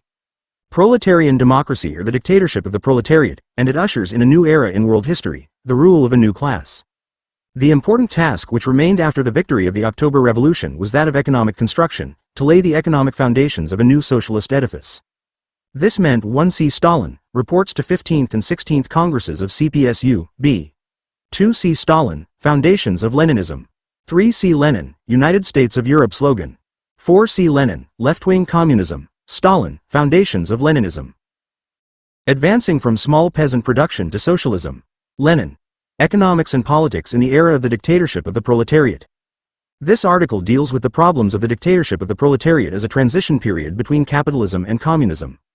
It was written in 1919, and explains that between capitalism and communism there lies a transition period which is a period of struggle between communism, which is rising and growing, and capitalism which has been defeated but not destroyed.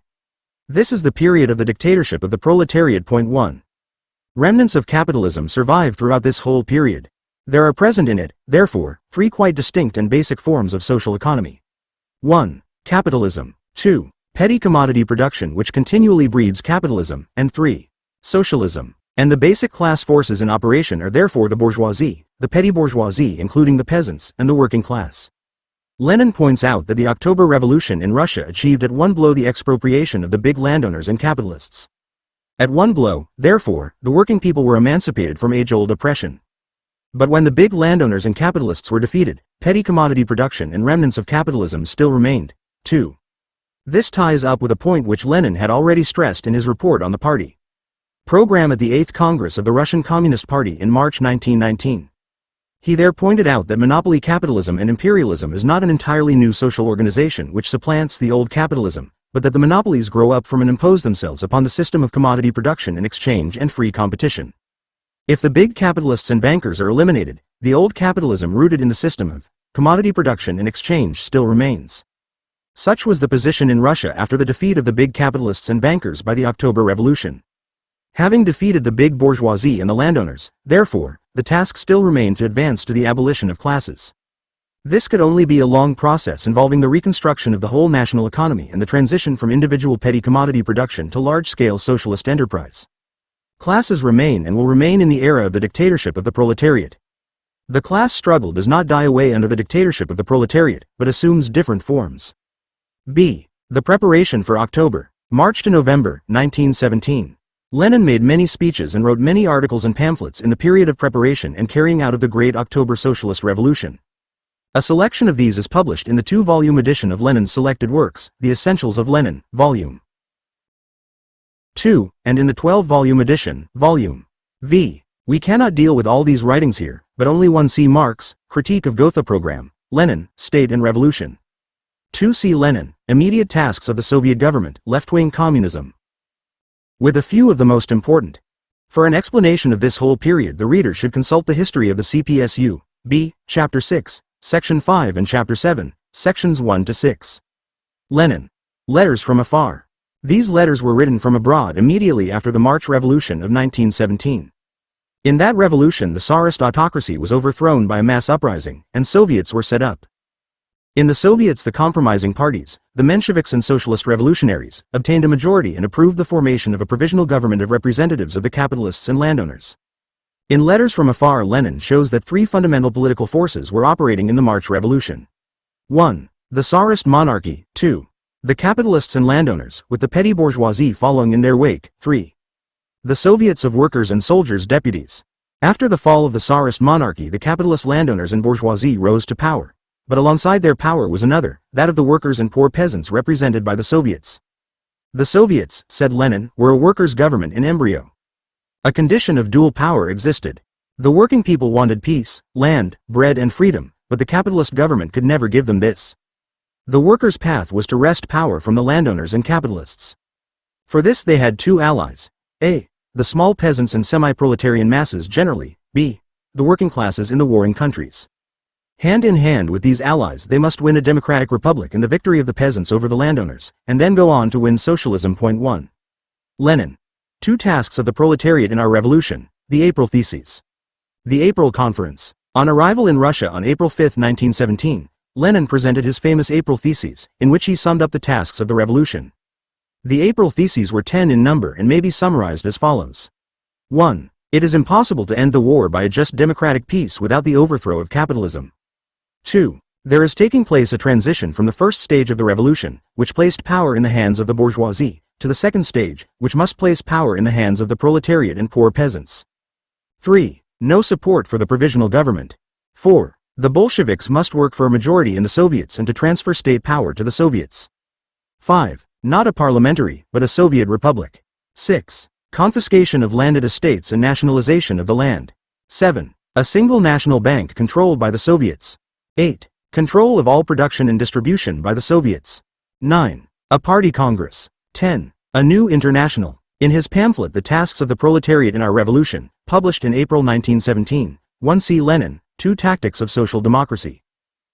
Lenin explained in a popular form the fundamental ideas of the April Theses. The bourgeoisie, he says, has developed in history two methods of rule, A. By violence and, B. By deception. The provisional government is at present using the second method, and the immediate task is to develop a campaign of patient explanation of the real situation to the people. In discussing the future transfer of power to the Soviets and the Soviet Republic, Lenin declares that what is required is a new type of state, a state of the Paris Commune type, in which the masses directly participate in the democratic upbuilding of their own state life from top to bottom. Lenin calls for an agrarian program in the interest of the peasants, the nationalization of the land and the confiscation of estates. The peasants, he says, must be urged to confiscate the landlords' lands on their own initiative. All the banks must be amalgamated into one national bank under the control of the Soviets, and the capitalist trusts and combines must be nationalized. In his speeches at the April Conference of the Bolsheviks, which took place at the end of April, or beginning of May New Style, and which are published in the volume The April Conference, Lenin again works over the line of the April Theses. Lenin. The Impending Catastrophe. This pamphlet, which is sometimes called The Threatening Catastrophe, was written in September 1917, at a time when the military and economic situation of Russia had already rapidly worsened under the rule of the provisional government, which had turned to a policy of open repression. It is of fundamental importance in that it deals with nationalization measures as a means of combating economic chaos and as a step to socialism. To meet the catastrophic economic situation, Lenin calls for the nationalization of the banks and of big industrial concerns. Such nationalization, he declares, will only be effective if it is carried out by a workers' government. And nationalization measures, carried out by a workers' government, are socialist measures. State monopoly capitalism, such as is created by capitalist nationalization, is the fullest material preparation for socialism. There is no intermediate stage. If the workers take over, then nationalized banks and industries are socialist banks and industries. 1. Calling for these steps to be taken by a workers' government, Lenin declares that Russia must in the future either overtake and surpass the advanced capitalist countries or perish. Lenin. Can the Bolsheviks retain state power?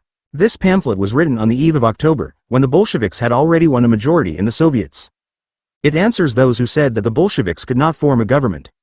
It is of great importance in bringing out what workers' power really is, on what it is based and how it has to act. 1C. Engels, Socialism, Utopian and Scientific. Lenin, Left-wing Childishness and Petty Bourgeois Mentality. Stalin, Report to 14th Congress CPSU, B. 2C. Marx, Critique of Gotha Program, Civil War in France. Lenin, State and Revolution. Proletarian Revolution in Kautsky the Renegade, Deception of the People, Tasks of the Proletariat in Our Revolution. Stalin, Foundations of Leninism, On the Problems of Leninism. Report to 15th Congress CPSU, B. Lenin stresses that the workers must destroy everything oppressive in the old state apparatus. Millions of working people must be drawn into the administration of the state. The main immediate tasks would be to give land to the peasants, liberate the oppressed nations, propose a just peace to end the imperialist war, and establish workers' control over the whole of production and distribution as well as to take over the entire banking system. 1. Lenin. Marxism and Insurrection. In a letter to the Central Committee at the end of September 1917, Lenin deals with the problems of organizing an insurrection. He lays down three necessary conditions. 1. An insurrection must depend, not on a conspiracy nor yet on a party, but on the advanced class. 2. It must constitute a revolutionary rising of the people. 3. It must be timed to occur when the activity of the advanced ranks of the people is greatest, and when the wavering among the enemy and among weak and indecisive friends of the revolution is also greatest. In conjunction with this letter should be read Lenin's article The Lessons of the Moscow Uprising, written in 1906 and dealing with the lessons of the defeat of the uprising in Moscow in December 1905. Lenin concludes that for a successful uprising it is necessary 1. To carry on the widest agitation among the masses. 2. To conduct a real fight to win over the troops. 3. To take the offensive. 4. To employ tactics of guerrilla warfare. On the latter point should be read Lenin's article Partisan Warfare, also written in 1906. C. After the Conquest of Power, War, Communism and the New Economic Policy. A selection of Lenin's articles and speeches in this period, which included Kautsky the Renegade and Left-Wing Communism, is contained in Volume 2 of the 2-volume edition of Lenin's Selected Works, and in Vols. 8 and Ix of the 12-volume edition. For an explanation of this whole period, the student should consult the history of the CPSU, B. Chapter 7, Sections 7 and 8, and Chapters 8 and Ix. Lenin. Immediate tasks of the Soviet government. This was written in April 1918, soon after the signing of the Brest-Litovsk peace. Lenin points out that having expropriated the big capitalists, the workers must learn how to organize socialist production and administer society. Socialism could not be introduced at a single blow, and many elements of the old society remained. It was necessary to introduce state regulation of them. The immediate task was to raise labor productivity, secure the better organization of labor, introduce strict and universal accounting and control of the whole of production and distribution. This point was taken up a month later in Left-Wing, Childishness and Petty Bourgeois Mentality, where, after stressing how much the Russian workers needed the respite of the Brest Peace, Lenin calls for the development of state capitalism as a means of combating the profiteering of private capitalism. When state power is in the workers' hands, state capitalism, one see immediate tasks of the Soviet government, i.e. state regulation of capitalist production and trade, leads straight to socialism. 1. Dealing with the question of personal dictatorship, Lenin says that discipline and unity of will can only be realized by vesting authority in individuals. At the same time, the democratic organizations of the Soviets must be strengthened. The Soviets are organizations of the people, who must participate more and more in their work. Lenin concludes by condemning all petty bourgeois moods of panic and alarm. Fits of hysteria are of no use to us. What we need is the steady march of the iron battalions of the proletariat. The Civil War and Intervention. The respite gained by the Brest Peace did not last long. The Soviet government had soon to face the Civil War and War of Intervention. In his writings of this period, Lenin stressed above all the following. 1. The carrying through of the slogan, everything for the front. 2. Building an alliance of the working class with the middle peasants. 3. Mobilizing millions of workers and peasants against profiteers and speculators. 4. Strict revolutionary discipline. 5. Selfless work of socialist construction. In this connection, Lenin's article A Great Beginning dealt with the tasks of the organization of Subotniks, i.e. the voluntary organization of spare time work. He saw in the Subotniks the beginnings of the new communist attitude to labor. This article contains Lenin's scientific definition of classes. Classes are large groups of people which differ from each other by the place they occupy in a historically determined system of social production, by their relation to the means of production, by their role in the social organization of labor, and consequently by the dimensions of and method of acquiring the share of social wealth of which they dispose. After the military defeat of the White Guards and interventionists, counter-revolution did not give up the struggle. Defeated in open warfare, they began to seek means to overthrow the working people's power from within. Here Lenin's draft resolutions for the 10th Party Congress, March, 1921, are of very great importance. Point 2. He points out that the defeated bourgeoisie inevitably takes advantage of factions within the working class party, by supporting left factions and trying to secure the transfer of power to such groups, as a means towards the subsequent complete victory of the counter-revolution. These formulations by Lenin need to be studied in the light of the subsequent tactics of the reactionaries on an international scale, especially their support of Titoism today. The New Economic Policy. For a general account of the new economic policy, the reader should consult the history of the CPSU, B, Chapter 9. Lenin summed up the nature and significance of the NEP in his report on the tactics of the Russian Communist Party presented to the Third Congress of the Communist International in June 1921.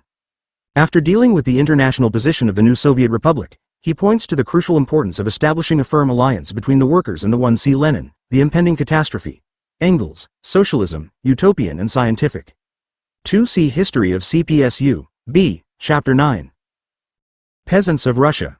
It was urgently necessary to improve the conditions of the peasants and increase their productive forces, and for this purpose the former surplus appropriation system was replaced by a tax in kind. This would give the peasant an economic incentive, but it meant freedom to trade and so freedom for a certain development of capitalism. There was no need to be afraid of this, however, so long as banks, transport and large-scale industry remained in the hands of the workers' state. A certain development of capitalism, regulated and controlled by the workers' state, was advantageous, since it would hasten the immediate revival of peasant farming. This task was to develop socialist industry, as a result of which it would become possible to supply the peasants with the requirements necessary to advance by gradual stages to large-scale collectivized and mechanized agriculture. Lenin's article The Tax in Kind, published in May 1921, is likewise of fundamental importance in presenting the new economic policy. This article is given the title The Food Tax in Volume 9 of the 12-volume selected works. After explaining the foundations of NEP, Lenin stressed that it was impossible to create socialism all at one blow. Small commodity production and private trade must remain in being and even be encouraged to grow for a time. But with state power in the hands of the workers, the task was to regulate and direct such capitalist production and trade. State control, supervision and accounting were of paramount importance. Point 1. The principles of NEP were further explained by Lenin in two speeches in October 1921. In his speech on the new economic policy and the tasks of the political education departments, Lenin described NEP as a strategic retreat, allowing individual peasant production to develop together with a certain revival of capitalism. It posed the fundamental question: who will win, capitalism or the Soviet state? The task was to win the mass of the peasantry to follow the working class, and to keep the bridle on the capitalists, making their activities subordinate to the state and of service to the state. In his speech on the new economic policy to a Moscow District Party conference, Lenin said that while in the period of war communism the attempt was made to take the fortress of capitalism by assault, it was necessary to retire a little so as to gather strength to resume the offensive. A year later, in the political report of the Central Committee to the 11th Party Congress in March 1922, Lenin stressed that the retreat had already ended and that the task was to regroup the forces for a new offensive against capitalism. The main task of NEP was to establish a bond between the individual economy of the peasants and the socialist economy of the nationalized industries. To strengthen this bond, it was above all necessary for communists to learn how to conduct business and trade. In the opening sections of this report, he dealt with relations between Soviet Russia and the capitalist countries, stressing that they wanted to develop peaceful trade relations with the capitalist world, and would succeed in doing so. Lenin. On cooperation. This article, published in Pravda, 1923, deals with cooperation as a vital factor for organizing millions of small producers to take part in building socialism. The schemes of early cooperators for building the cooperative commonwealth were 1. See Lenin, immediate tasks of the Soviet government. Utopian, because they dreamed of transforming capitalism into socialism simply by expanding the cooperatives. Socialism cannot be established without class struggle and the conquest of power. But when power is in the hands of the workers, then the cooperatives do become a vital factor in building socialism. Lenin. The role and functions of the trade unions under NEP. This article, published in January 1922, sums up Lenin's teachings about the role of the trade unions in the period of the new economic policy. The trade unions are mass organizations of the working class, uniting party and non-party workers, whose task is to protect the interests of the working people and to help raise their standard of living. Trade union membership must be voluntary and members must not be required to subscribe to any political views. All that is required is that members should understand comradely discipline and the necessity of uniting the workers' forces to protect the interests of the working people and to assist the working people's government. The trade unions do not participate in management, but they do train and nominate workers for managerial positions, assist the planning organizations, and negotiate wage scales. In socialist enterprises, the trade unions must work to secure agreed settlement of any disputes between workers and management, effectively protecting the interests of the masses of the workers in all respects. The student should also consult Lenin's speeches The Trade Unions and once again on the trade unions published in Volume X of the 12-volume selected works. It may be noted that once again on the trade unions contains most valuable material about the Marxist dialectical method. Lenin. The tasks of the youth leagues. This speech, delivered at the Young Communist League Congress in 1920, contains Lenin's account of communist ethics. Communist ethics is entirely subordinate to the working class struggle, and it serves the purpose of helping human society to rise to a higher level and to get rid of the exploitation of labor. Point 1. Lenin stressed that the task of building communism belonged to the new generation, and that the job of the young communists was to learn how to build communism. This means much more than simply learning communism out of books. Learning must be combined with practical tasks. But it also means that the youth must learn to assimilate the knowledge established in past society. Communism arose out of the sum of human knowledge. Marx took his stand on the firm foundation of knowledge acquired in capitalist and pre-capitalist society, fully assimilated all that earlier science had produced and critically reshaped it. Only by knowledge of the culture created by the whole development of mankind, and by reshaping this culture, can we build communist culture. 1. See Engels, Anti-Düring. 8. The building of socialism in the USSR. Introduction. The building of a socialist society in the USSR was in the main completed by 1936, when this achievement was given legislative form in the Stalin Constitution of the USSR. All exploitation of man by man was abolished. The last exploiting class was eliminated, and there remained two friendly classes of Soviet society, the workers and peasants. A great socialist industry had been built, and the USSR transformed from a backward agrarian country into an advanced industrial country. Socialist large-scale collective farms had been established, making use of modern agricultural machinery and science. The material and cultural standards of the workers and peasants had risen and continued to rise. New people had come into being, a new working class which had never known exploitation, a new collective farm peasantry, a new socialist intelligentsia. With the completion of the edifice of socialist society, there began the transition from socialism to communism in the USSR. The USSR became a great world power, having defeated the efforts of both external and internal enemies to prevent the building of socialism. The USSR adopted and adopts a consistent policy of peace. The basic reading on the building of socialism in the USSR is the history of the CPSU, B, chapters 9, 10, 11 and 12. And next the student should turn to Stalin's report on the draft constitution of the USSR. In this part there are presented some of the principal works of Stalin on the building of socialism. A. His reports to party congresses. B. His various articles and speeches included in the volume Problems of Leninism. The latter are here classified according as they deal with 1. The alliance of the workers and peasants. 2. The right danger in Trotskyism. 3. The socialist offensive. 4. Socialist labor. Out of all this material the new reader is advised to turn first to the following.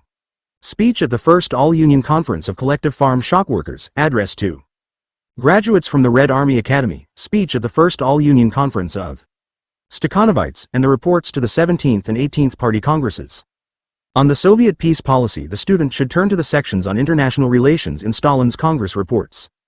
And in this connection reference should be made also to Lenin's report to the 11th Congress. Of fundamental importance in all these writings of Stalin is the application of the dialectical method, taking into account the given stage of development and determining policy accordingly, and insistence on the role of criticism and self-criticism. A. Stalin's reports to party congresses. Stalin, Report to 14th Congress, CPSU, B. 1925. Report to 15th Congress, CPSU, B. 1927. Report to 16th Congress, CPSU, B. 1930. Report to 17th Congress, CPSU, B. 1934. Report to 18th Congress, CPSU, B. 1939. Tremendous material for study is contained in these reports, which should be read in conjunction with chapters 9 to 12 of the history of the CPSU, B. In them we can follow right through the whole Stalinist policy of building socialism in the USSR. Besides this, the reports unfold the development of the general crisis of capitalism in the period up to the Second World War. They expound Soviet foreign policy. And they contain material of fundamental importance developing Marxist-Leninist teachings about the party. Each of the 5 reports is divided into 3 parts. 1. The international situation. 2. The internal affairs of the USSR. 3. The party. What are the chief contents of the reports, under each of these headings? 1. The international situation. The period 1925 to 39, covered by the 5 Congresses, opened with the dying down of the revolutionary wave which followed the 1914-18 war and with the partial stabilization of capitalism. It saw the beginning of the world economic crisis in 1929, Japan's attack on Manchuria, Italian fascism's aggression in Abyssinia, Hitler's rise to power, the fascist aggression in Spain, the great intensification of the danger of war and fascism. In the reports, Stalin follows closely the development of international relations and elaborates the firm peace policy of the Soviet Union. The general crisis of capitalism. In the 14th Congress report he gives a detailed analysis of what was meant by the stabilization of capitalism, and he shows that this stabilization was insecure and was bound to lead in the near future to renewed crisis, fraught with the danger of new wars. In this report, and again at the 15th Congress, Stalin demonstrates that the capitalist world was torn by insoluble contradictions, between the proletariat and the bourgeoisie, between the imperialists and the colonial peoples, between the imperialists themselves, and between the capitalist world and the land of the Soviets. At the 15th Congress, and more explicitly at the 16th Congress, he explains that with the First World War and the Russian Revolution capitalism had entered into a phase of general crisis. The general crisis of capitalism, which began during the period of the imperialist war, is, he says, undermining the very foundations of capitalism. The principal features of the general crisis are: A. Capitalism no longer represents the sole and all-embracing system of world economy. Side by side with capitalism there exists the socialist system. B. The authority of imperialism has been undermined in the colonial independent countries, and it is no longer able to order affairs as of old in these countries. C. in the colonial and dependent countries there has appeared their own young capitalism, which competes in the markets with the old capitalist countries, sharpening and complicating the struggle for markets. D. In the capitalist countries there exists chronic underemployment of productive resources and permanent unemployment. Peaceful coexistence of socialism and capitalism. He affirms that the basis of Soviet foreign policy is to preserve peace and establish friendly diplomatic and trade relations with all countries. At both the 14th and 15th Congresses he emphatically asserts that Soviet policy is based on the maintenance of peaceful coexistence between capitalist and socialist countries. Our relations with the capitalist countries are based on the assumption that the coexistence of two opposite systems is possible. Practice has fully confirmed this. 15th Congress. Nature and causes of capitalist crisis. At the 16th Congress, meeting in 1930, when the capitalist world was already plunged into New World economic crisis, Stalin lays bare the character of the crisis as a crisis of overproduction, and clearly states its nature and causes. In this Congress report the reader will find a definition, classic in its depth and simplicity, of the nature and causes of capitalist economic crisis. Point 1. Stalin then goes on to analyze in detail the special circumstances which made the capitalist crisis which broke out in 1929 a world crisis of exceptional depth and severity. He shows how it intensified all the contradictions of capitalism, and inevitably led to the attempt to solve the contradictions by organizing new armed assaults against the USSR. Soviet Union's consistent peace policy. In face of this situation, Stalin reaffirms the consistent peace policy of the Soviet Union. Our policy is a policy of peace and of strengthening trading relations with all countries. We do not want a single foot of foreign territory, but we shall not give up a single inch of our own territory either to anyone. That is our foreign policy. 4 years later, at the 17th Congress, he analyzed the further development of the economic crisis and of the war danger, and again concluded. Our foreign policy is clear. It is a policy of preserving peace and strengthening commercial relations with all countries. The USSR does not think of threatening anybody, let alone attacking anybody. We stand for peace and champion the cause of peace. But we are not afraid of threats and are prepared to answer blow for blow against the instigators of war. Those who want peace and are striving for peaceful intercourse with us will always receive our support, and those who try to attack our country will receive a stunning rebuff to teach them not to poke their pig's snout into our Soviet garden. With regard to the relations of the Soviet Union with particular capitalist countries, Stalin declares, our orientation in the past and our orientation at the present time is towards the USSR and towards the USSR alone, and if the interests of the USSR demand rapprochement with this or that country which is not interested in disturbing peace, we shall take this step without hesitation. Early in 1939, at the 18th Congress, Stalin showed that a bloc of 3 aggressor states, Germany, Italy and Japan, had been formed, and that a new imperialist war for the redivision of the world had already begun. Yet in face of fascist aggression, the non-aggressor states, headed by Britain, France and the USA, were adopting a policy of non-intervention and making concession after concession to the aggressors. Their aim was to try to turn the aggressors against the USSR. But Stalin warned that this big and dangerous political game would end in a serious fiasco for them. 1. See Marx, Theories of Surplus Value, Engels, Socialism, Utopian and Scientific. As we know, this fiasco came to pass soon afterwards. The study of the sections of these reports dealing with international affairs is essential for understanding the nature of the general crisis of capitalism and of the peace policy of the Soviet Union. 2. Internal affairs of the USSR. The period covered by the 5 Congress reports was the period of the successful construction of socialism in the USSR. While the capitalist world plunged into crisis, miracles of peaceful socialist construction were carried out in the Soviet Union. Socialist industrialization. The 14th Congress, held in 1925, takes us back to the period when the Soviet people had only barely restored the immense damage done by the War of Intervention, when agricultural production was still organized on a backward individual peasant basis, and when the Soviet Union still possessed very little heavy industry. The task which Stalin posed was the task of socialist industrialization, to expand socialist industry and to build adequate reserves so as to make the USSR a self-reliant, independent socialist country. Point 1. In the Congress reports we can see how, in posing this task, Stalin and the party fought against and routed the Trotsky-Zinoviev-Bukharin opposition. In presenting the task of socialist industrialization, Stalin shows how the share of state socialist industry in the national economy must be made to grow from year to year. At the same time, at both the 14th and 15th Congresses, he deals at length with the task of strengthening the alliance of the workers and peasants, and at the 15th Congress he already outlines the task of building collective farm agriculture. Point 2. The task of building socialist industry and agriculture entails, he says, the effort continually to improve the material conditions of the working people, and to strengthen the Soviet state, as the state of the working people, wherein lies the strength of our state apparatus. In that it links the state power with the millions of workers and peasants through the Soviets. In that the state apparatus does not set up a barrier between itself and the vast masses of the people but merges with them through an incredible number of mass organizations.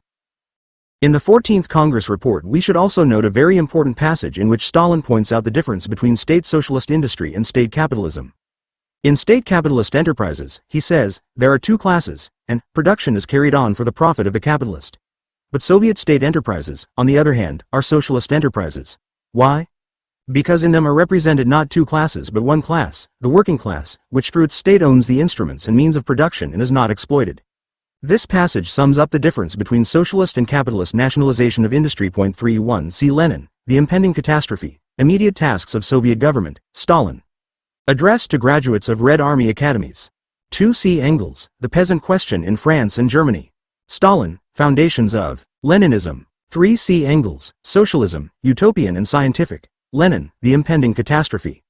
Left-wing childishness and petty bourgeois mentality. The Victory of Socialism. At the 16th Congress in 1930, when the first five-year plan was already in its third year, Stalin called for a socialist offensive along the whole front, in order once and for all to eliminate the remains of capitalism in the USSR. Just as the reports at the 14th and 15th Congresses dealt devastating blows against the Trotskyists, so the 16th Congress dealt a devastating blow against the rights.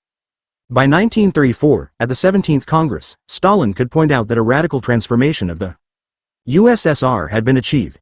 From an agrarian into an industrial country, from small-scale individual agriculture to collective large-scale mechanized agriculture, from an uncultured country into a cultured country. Capitalist economy had been liquidated. Individual peasant economy occupied a secondary position as compared with socialist collective farming. Socialism had achieved unchallenged predominance and had become the sole commanding force of the national economy. All exploitation of man by man had ended. Unemployment was a thing of the past. Socialist trade was expanding and standards of life were rising. In 1939, at the 18th Congress, Stalin could say that the socialist reconstruction of the whole of industry and agriculture on the basis of modern technique was completed. 3 The USSR had become technically the most advanced country in the world. Stalin pointed to the new rise in the material and cultural standards of the people, the abolition of all antagonistic classes, and the strengthening of the moral and political unity of the Soviet people. Dealing with the future tasks of socialist construction, he pointed out, however, that the USSR still lagged behind the advanced capitalist countries economically, i.e. in output per head of population. The long-term task was to outstrip the capitalist countries also in this respect. 3. The Party. A number of questions concerning the strengthening of the party, its policy and organization, the struggle against right and left deviations, and fundamental questions of Marxist theory are dealt with in the sections of the Congress reports devoted to the party. The party and the dictatorship of the proletariat. At the 14th Congress, Stalin emphasized the role of the party in the system of the dictatorship of the proletariat. The party, he says, is not the state, but is the guiding force in the state. The dictatorship of the proletariat is not exercised by the party, but is exercised under the party's guidance and is not possible without the party. The party does not dictate, but it leads. Defects in party work. At the 15th Congress he sharply called attention to certain defects in party work. A. Family methods of settling questions, in place of open criticism and self-criticism. B. Administrative methods in party work instead of methods of persuasion. C. Working without political perspective. The rout of Trotskyism. The 15th Congress was a congress of sharp struggle against the Trotskyist opposition, and 1 See Stalin, A Year of Great Change, Problems of Agrarian Policy, the policy of eliminating the kulaks as a class. 2 See Stalin, The Results of the First Five-Year Plan. 3 See Stalin, On the Draft Constitution of USSR. In his report Stalin summarized in detail the main questions on which Trotskyism opposed the party. 1. After the utter rout of the Trotskyists which followed, Stalin very concisely summed up at the 16th Congress the essence of the Trotskyist platform. The Trotskyists denied the possibility of building socialism in the Soviet Union, they denied that the peasants could be drawn into socialist construction, and they demanded freedom for factional anti-party groupings within the Communist Party. 2. The rout of the right deviation. The 16th Congress was a congress of struggle against the right deviation. Bukharin and the other right oppositionists, said Stalin, were putting forward the theory that the class struggle was peacefully dying out, and that it was not necessary to take the offensive against the remaining capitalist elements in order to build socialism. 3. Both the right and the left deviations, Stalin emphasized, represented the pressure of hostile classes. He likewise dealt with hostile influences which were manifesting themselves on the national question. 4. What was not known at that time, but was revealed in the trials which subsequently took place, was that the leaders of all these right, left, and nationalist tendencies were working in close and secret concert with foreign imperialists, for the purpose of securing the destruction of the Soviet system and the restoration of capitalism in the USSR.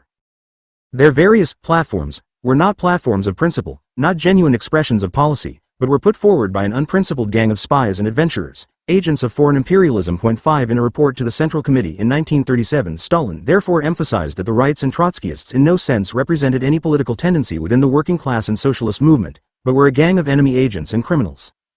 And he called for the greatest vigilance in combating such agencies. Party leadership. At the 16th Congress, Stalin laid down conditions for correct party leadership, namely, a correct line, understood by and supported by the masses, b. a day-to-day checkup on the carrying out of the line and day-to-day direction of its application, c. consistent struggle against deviations from the general line, and against any conciliatory attitude towards such deviations. At the 17th Congress in 1934, Stalin could point out that the fight against both left and right opposition groupings was ended, although traces of their influence still remained. Asked which was the main danger, the right or the left danger, he replied that the main danger is always the one which we are not fighting against. Organization and cadres policy. At the 17th and 18th Congresses, Stalin devoted particular attention to questions of strengthening the party organization and the party cadres. 1. See Stalin, on the problems of Leninism. 2. See Stalin, the October Revolution and the tactics of the Russian Communists. 3. See Lenin, on the party program, report to 18th Congress of RCP. Stalin, the right. Danger in the CPSU, the right deviation in the CPSU. 4. See Stalin, theses and report on national factors, foundations of Leninism. 5. See Lenin, draft resolutions for 10th Party Congress. At the 17th Congress, he underlined the need for organizing the work, securing the fulfillment of decisions. After the correct political line has been given, the organizational work decides everything. The main thing in organizational work is the selection of people and supervision of the fulfillment of decisions. Following up these points at the 18th Congress, Stalin stressed the importance of the selection of cadres, of fostering and helping them in every way, of promoting them, of attending to their Marxist education. 1. It was necessary, he stressed, to help cadres in all branches of work without exception to become versed in the Marxist-Leninist science of society. Theory of the Socialist State. In the concluding section of his report to the 18th Congress, Stalin made a contribution of fundamental importance to the Marxist-Leninist theory of the state. Whereas Marx and Engels had stated that when exploiting classes were abolished and socialism was established, the state would begin to wither away, too, the experience of building socialism in the USSR proved that this conclusion must be modified. The socialist state must remain so long as socialist countries are surrounded by a capitalist world. The state would wither away only after the victory of socialism on a world scale. But while the punitive organs of the old state had been directed against the people inside the country, the task of the socialist state inside the socialist country was one of peaceful economic organization and cultural education, and its punitive organs were directed to the outside against external enemies. The new Soviet intelligentsia. Stalin also dealt with the question of the Soviet intelligentsia, pointing out that whereas in the past the intelligentsia had been regarded with a certain amount of mistrust, in Soviet conditions there had arisen a new Soviet intelligentsia intimately bound up with the people and for the most part ready to serve them faithfully and loyally. 3. Lessons of the victory of socialism in the USSR. Stalin concluded his 18th Congress report by pointing out that the USSR had proved that the working class was fully capable of building socialism. B. Reports and articles from Stalin's Problems of Leninism. Stalin. Problems of Leninism. This book, the earlier editions of which were entitled simply Leninism, is a collection of important articles and speeches by Stalin in the period 1924 to 1939. Part of its contents have been dealt with elsewhere. Here we deal in chronological order and under various headings with the remaining material. Much of it overlaps with the Party Congress reports, and all should be read in the light of the history of the CPSU. B. Chapters 10, 11 and 12. 1. The Alliance with the Peasants. The party's three fundamental slogans on the peasant problem. 1927. 1. See Stalin, address to graduates of Red Army academies. 2. See Engels, Socialism, Utopian and Scientific. Lenin, State and Revolution. 3. See Stalin, on the USSR. Draft Constitution. The slogan of the dictatorship of the proletariat and poor peasantry. 1927. These two articles, which take the form of replies to comrades' questions, elaborate and explain the three distinct stages of the alliance of the working class and peasants during the course of the Russian Revolution. 1. On the grain front, 1928. Lenin and the question of the middle peasant. 1928. These further develop the principles of the alliance with the middle peasants. 2. The right danger in Trotskyism. The Right Danger in the CPSU, B. 1928. In this speech at a meeting of the Central Committee, Stalin defines the essence of the right deviation. In capitalist conditions, it is a tendency to depart from the revolutionary line of Marxism in the direction of social democracy. In Soviet conditions, it is a tendency towards bourgeois ideology. Stalin demonstrates that the right danger was rooted in the existing social and economic conditions of the country at the time when small-scale commodity production still flourished and provided the soil for a revival of capitalism. Point 2. The right deviation in the CPSU, B. 1929. In this further report to the Central Committee, Stalin exposed the essence of the right policy of Bukharin and his group. The right said that the remaining capitalist elements in the USSR would peacefully grow into socialism. Hence they said the class struggle was dying out and denied the necessity for an offensive against remaining capitalist elements. This policy would have meant demoralizing socialist construction and surrendering socialist positions to the capitalists. Concerning the history of Bolshevism, 1931. This is a letter from Stalin to the editors of a Soviet journal protesting against their having printed a discussion article by a certain Slutsky, falsifying the attitude of Lenin and the Bolsheviks to German social democracy. It is a classic formulation of the Bolshevik attitude towards liberalism, especially liberalism in relation to Trotskyism. Stalin declares that it is rotten liberalism to enter into theoretical discussions of enemy ideas in a way that allowed the question to be raised of altering the axioms of Bolshevism as a result of such discussion. 3. The Socialist Offensive, A Year of Great Change, 1929.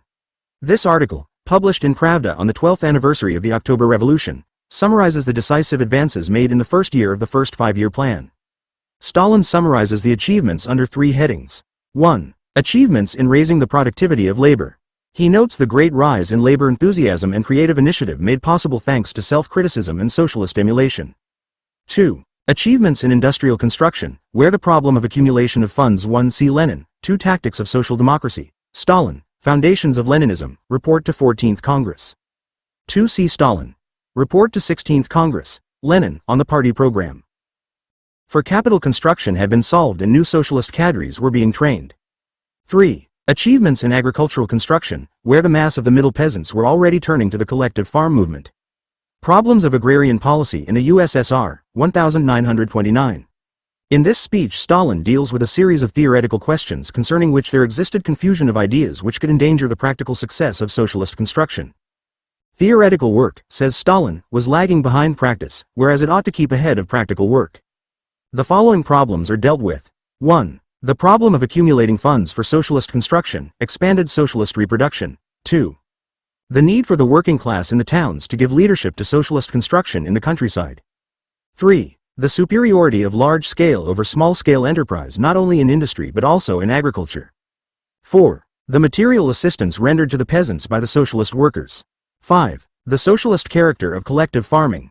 6. The turn from the policy of restriction of the kulaks to the policy of eliminating the kulaks as a class. This latter point is further explained in the short article, The Policy of Eliminating the Kulaks as a Class. Stalin points out that so long as the material conditions did not yet exist for large-scale socialist farming, there could be no question of eliminating the capitalist kulak farms but only of limiting them and restricting the activity of the kulaks. But when the material conditions were ripe for the mass turn to large-scale collective farming, then the question on the agenda was not that of restricting the kulaks but eliminating the kulak farms altogether. Dizzy with Success, 1930. In this article, which was of tremendous importance in the collective farm movement, Stalin exposes certain leftist mistakes which threatened to disrupt the collective farm movement, namely, violations of the voluntary character of the collective farms, failure to allow for the diversity of conditions in different districts and attempts to socialize not only the principal means of production but also household land, dwellings, etc. The same points are further amplified and explained in the article, Reply to Collective Farm Comrades. Having read this article, the reader should turn to Stalin's speech at the Central Committee 3 years later, entitled Work in the Rural Districts, in which he analyzes in a self-critical tone defects still remaining in the work of the party in building and leading the collective farm movement. Like Dizzy with Success, this speech is an outstanding example of Stalin's emphasis on Bolshevik criticism and self-criticism. The Tasks of Business Executives, 1931. New Conditions, New Tasks, 1931. In these speeches to conferences of Soviet business executives, Stalin stresses the need to master technique. He further deals with questions of the recruiting of labor power, wages, the organization of work, the training of personnel, etc. The results of the first five-year plan, 1933. Reporting to the Central Committee on the results of the first five-year plan, successfully completed in 4 years, Stalin first emphasizes its international significance. The successes of the five-year plan are mobilizing the revolutionary forces of the working class of all countries against capitalism. Analyzing the results in detail, he shows that the fundamental task of the five-year plan had been achieved, namely, to convert the USSR into a land of powerful socialist industry and large-scale collective farming, and to achieve this without outside aid, by means of the internal resources of the country alone. This achievement was leading to a rapid rise in the material and cultural standards of the working people, and to elimination of the last remnants of hostile classes. 4. Socialist labor. Speech at the First All-Union Conference of Collective Farm Shock Workers, 1933. Stalin shows that the collective farm path is the path to socialism and to a prosperous life for the peasants. Dealing with the position and work of communists in the collective farms, he stresses that they must not grow conceited and isolate themselves from non-party people, and that modesty is the adornment of the Bolshevik. It is the workers and peasants who are now the real heroes and the creators of the new life. Addressed to graduates from Red Army academies, 1935. This speech should be read as following up the speech to business executives 4 years earlier. Stalin points out that when the USSR lacked its own machines and machine-building industry, it had to be said that technique decides everything, but now they must say that cadres decide everything. He therefore emphasized the need to value cadres and to help them in every way. In the opening section of this speech, Stalin sums up the reason why it was above all necessary in order to achieve socialism in the USSR to make the fundamental tasks of the first five-year plan the construction of socialist heavy industry, rather than concentrating on the production of consumer goods. Speech at the First All-Union Conference of Stakhanovites, 1935. Stalin explains that the Stakhanovite movement, which arose in the period of the second five-year plan, is a higher stage of socialist emulation rising on the basis of modern technique which sets itself the aims of greatly increasing the productivity of socialist labor. Just as capitalism defeated feudalism because it created higher standards of productivity of labor and made society richer, so will socialism beat capitalism. Socialism can succeed only on the basis of a high productivity of labor. But the Stakhanovite movement, says Stalin, also prepares the way for the transition from socialism to communism, to the creation of an absolute abundance of articles of consumption, and to raising the cultural and technical level of the working class to the level of engineers and technicians. The Stakhanovite movement was a movement from below which quickly spread throughout the whole Soviet Union. This was made possible, says Stalin, for 4 reasons. 1. Because of the radical improvement in the material standards of the workers. Life has improved, comrades. Life has become more joyous, and when life is joyous, work goes well. 2. Because of the abolition of exploitation, as a result of which, labor in our country has a social significance and is a matter of honor and glory. 3. Because the USSR is fully equipped with modern technique. 4. Because the people have come forward able to use that technique. As a result of the Stakhanovite movement, the old technical standards were being smashed and new technical standards created. In conclusion, he stresses the tasks of the party and the government to help forward the Stakhanovite movement, and declares that only such leaders can be real Bolshevik leaders as know not only how to teach the workers and peasants but also how to learn from them. 5. The USSR Constitution. On the draft Constitution of the USSR, 1936. The USSR Constitution, adopted in 1936 and known as the Stalin Constitution, sums up and gives legislative form to the achievements of socialist society. Introducing the draft constitution at the 8th Congress of Soviets on November 25, 1936, after a nationwide discussion of the draft, Stalin proclaimed the complete victory of the socialist system in all spheres of the national economy. Exploitation of man by man was abolished, while socialist ownership of the implements and means of production was established as the basis of Soviet society. A new socialist economy had come into being which provided everyone with every opportunity to lead a prosperous and cultured life.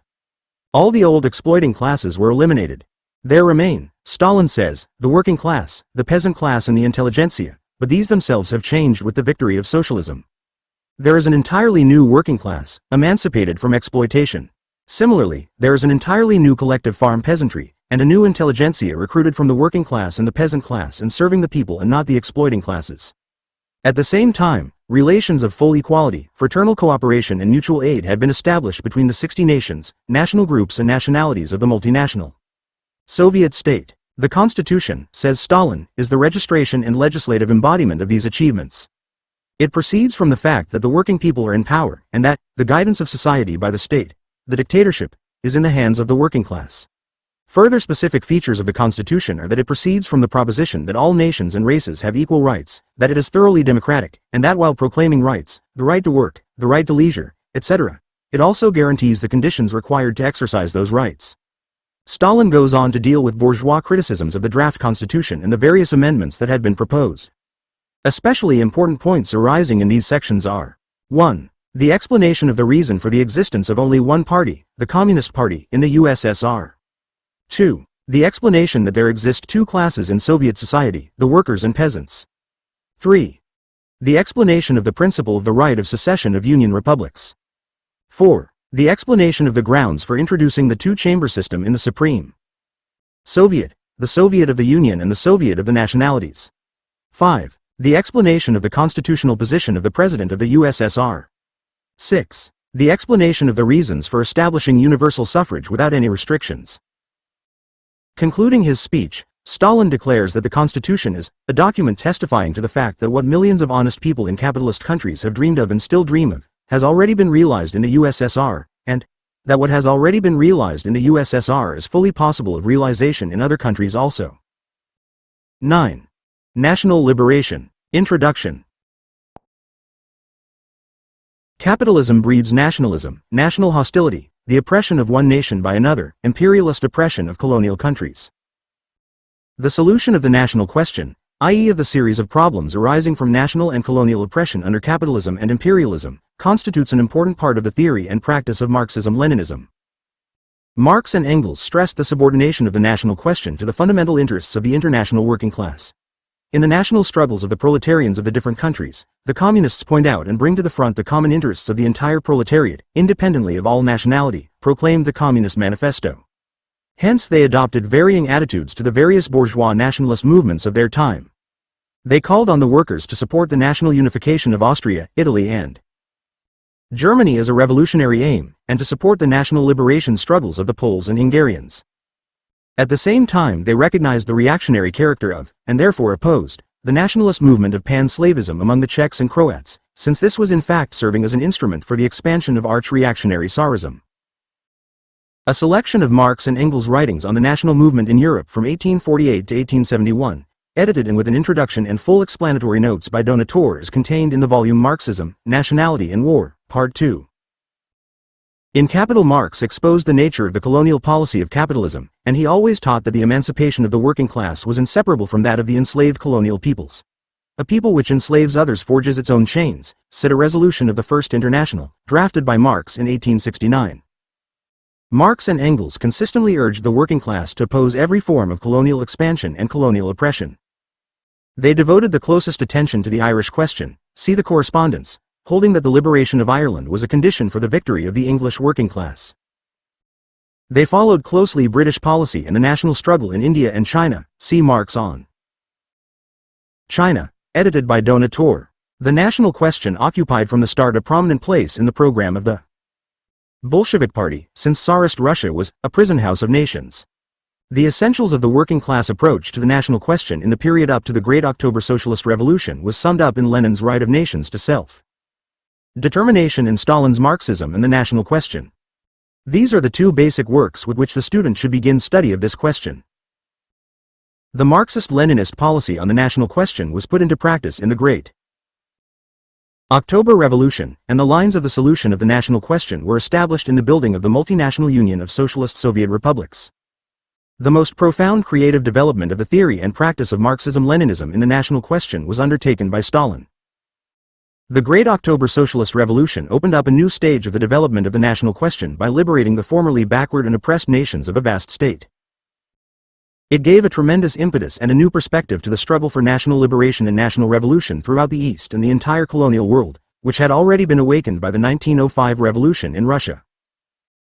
On the development of the Marxist-Leninist teachings on the national question after the Great October Socialist Revolution, the reader should turn first to Stalin's Foundations of Leninism, Chapter 6, The October Revolution and the National Policy of the Russian Communists, the National Question Presented, and the Political Tasks of the University of the Peoples of the East, all included in the volume Marxism and the National and Colonial Question, and Stalin's booklet The National Question and Leninism. Stalin's writings and speeches on China, in 1926-7, are of fundamental importance in the theory and practice of the Chinese Revolution, out of which has been developed the complete body of teachings concerning the national revolution in colonial and semi-colonial countries embodied in the works of Mao Zedong. These works are a further development of Marxism-Leninism in the national, democratic revolution in colonial, semi-colonial and semi-feudal countries at the present period. The teachings of Mao grew and developed in the revolutionary struggle of the Chinese people. They unite the theories of Marxism-Leninism with the actual practice of the Chinese Revolution. According to these teachings, the national revolution is neither a bourgeois democratic revolution of the old type, nor a proletarian socialist revolution. It is a bourgeois democratic revolution of a new type, directed against imperialism and against feudal survivals within the country fostered and upheld by imperialism. While a section of the bourgeoisie goes over to the side of imperialism and opposes the revolution, the basic motive forces of the revolution are the working class, the peasantry and the petty bourgeoisie, and it is led by the working class. Its aim is the complete elimination of the oppression of both foreign imperialism and domestic feudalism and to establish a democracy in which the ruling, guiding power is the working class in alliance with the mass of working people. Immediate objectives are national independence, land reform, development of national industry and trade, protection of the standards and rights of the working people. This does not exclude that capitalist enterprise plays a role in building up the national economy, under the control of the people's government. Only on the basis of carrying through these national, democratic tasks can the revolution advance the next step to the stage of socialism. On this further creative development of the teachings of Marxism-Leninism on the national revolution in the present period, the reader should consult especially People's Democratic Dictatorship, by Mao Zedong, 30 Years of the Communist Party of China, by Hu Chao-mu, On the Party, by Liu Shao-kai. Lenin. The Right of Nations to Self-Determination. The program of the RSDLP adopted at the Second Congress in 1903 included on Lenin's insistence a point recognizing the right of all nations to self-determination. This has always remained an integral part of the program of the Communist Party. Lenin's book The Right of Nations to Self-Determination was published in 1914, mainly in reply to misunderstandings about the question on the part of Rosa Luxemburg. The following are the chief points stressed by Lenin. 1. The rise of nations and national movements is linked up with the victory of capitalism over feudalism. Its economic basis lies in the fact that the bourgeoisie must capture the home market, have politically united territories, and develop a national language, the most important means of human intercourse. It follows that the right of nations to self-determination primarily means the right of political separation of these nations from alien national bodies, the right to the formation of independent national states. 2. The working class must oppose all national oppression and support every national striving against oppression. No nation can be free if it oppresses another nation. Hence the working class party must resolutely defend the right of all nations to self-determination. To deny this right is tantamount to defending national oppression and supporting the privileges of dominating nations. 3. As against bourgeois nationalism, which always seeks special advantages for its own nation, the working class is opposed to all national privileges without exception, and fights against all national exceptionalism, hostility and oppression. Hence, while always supporting the right to self-determination and every national striving against national oppression, the working class opposes every striving for national exceptionalism, and repudiates the nationalist policy of the bourgeoisie. 4. The national question must in every case be approached and solved in the light of the particular circumstances of the case. In this connection, Lenin specially examines the national question in Norway, Sweden, Poland and Ireland. 5. As regards the question of secession, to uphold the right to secede does not mean advocating secessions in all cases. Hence what the working class must stand for is the recognition of the right to secession for all, the appraisal of each concrete question of secession from the point of view of removing all inequality, all privileges, all exceptionalism. 6. For the working class, national demands are subordinate to the interests of the class struggle. The recognition of the right of nations to self-determination entails for the working class the establishment of the strongest international unity and solidarity between the working class of different nations. Lenin. The discussion of self-determination summed up. 2 sections of this article, which was published in 1916, appear in English translation in the collection, Marx, Engels, Marxism. In them Lenin shows how Marx always judged national movements in their relation to the international struggle for socialism. The national demands of small nations were subordinate to the interests of the liberation of a number of big nations, and had to be considered, not in isolation, but on a European or on a world scale. The advent of imperialism meant that a handful of great powers were oppressing other nations, and the task then became to develop all national movements against imperialism in order to hasten the defeat of imperialism. Internationalism has different implications in great oppressing nations and in small oppressed nations. In the former, it demands emphasis upon the right of the oppressed nations to freedom of secession. In the latter, emphasis upon voluntary union, together with the fight against small nation narrow-mindedness, isolationism and aloofness. A third section, dealing with the Easter Rebellion in Ireland, is translated in Volume V of the 12-volume Lenin Selected Works. Here Lenin shows that the national liberation struggles of small nations are an important link in the world revolutionary struggle against imperialism. Social revolution is inconceivable without revolts by small nations, revolts which may not themselves bear a socialist character, but which objectively attack capital. It can never happen that, in one place an army will line up and say, "We are for socialism," and in another place another army will say, "We are for imperialism." To expect a pure social revolution is to pay lip service to revolution without understanding what revolution is. Lenin, the national pride of the great Russians. This article was written soon after the outbreak of war in 1914, when the reactionaries were shouting about nationality and fatherland. Lenin shows that love of country, national pride, is not alien to socialists. The fight to end class oppression within the country, and to end the shameful oppression of other nations, is a fight dictated by love of country, which demands struggle to overthrow the reactionaries who are ruining and disgracing the nation. Stalin, Marxism and the National Question. Stalin's article Marxism and the National Question, published in 1913, develops the Marxist teachings on the national question on the basis of the entire experience of national movements to that date, and constituted the point of departure for the solution of the national question in the Russian Revolution. The fundamental ideas contained in this article may be summed up under four headings. 1. The definition of a nation. Stalin gives a basic definition of a nation and demonstrates the Marxist method of arriving at a definition by considering the subject in all its aspects and in its actual development. His definition is as follows. A nation is a historically evolved, stable community of language, territory, economic life and psychological makeup manifested in a community of culture. It is only when all these characteristics are present that we have a nation. 2. Bourgeois nationalism and working-class internationalism. Stalin demonstrates that the formation of nations and independent national states took place with the development of capitalism. The bourgeoisie played the leading role in the formation of nations, and gave a bourgeois character to the national movement. 1. While the stronger nations obtained national independence, others did not advance far enough in national development before they fell under the domination of the stronger nations. Hence the occurrence of the oppression of one nation by another. Bourgeois nationalism always bears a character of exclusiveness, of national enmity and of national oppression. And in the conditions of rising capitalism the national struggle necessarily took the form of a struggle between different national bourgeois classes. The working class fights against all national oppression and for the self-determination of all nations, but does not allow itself to be diverted by bourgeois nationalism into solidarity with its own national bourgeoisie and into international enmity. What distinguishes the policy of the working class on the national question from bourgeois nationalism is that the working class seeks to end all national oppression and hostility and to establish the fraternal unity between the working classes and working people of all nations. 3. For national self-determination and against separatist tendencies. Stalin stresses that the working class supports the right of every nation to self-determination. This does not mean, however, that the working class supports every national demand and every national institution. The right to self-determination is one thing. What national policy will actually be adopted, what national institutions will be established and whether the nation will separate itself from another nation, or unite with it, is another thing. Particular national demands are not to be supported according to the one but see Stalin, the National Question and Leninism, on socialist nations. Circumstances of the case. The correct policy in each case can be decided only on the basis of considering the specific economic, political and cultural conditions of the given nation. Stalin strongly opposes nationalist separatist tendencies among the working class organizations. In countries where several nationalities are represented among the working class, such tendencies can lead to the destruction of the unity of the working class movement.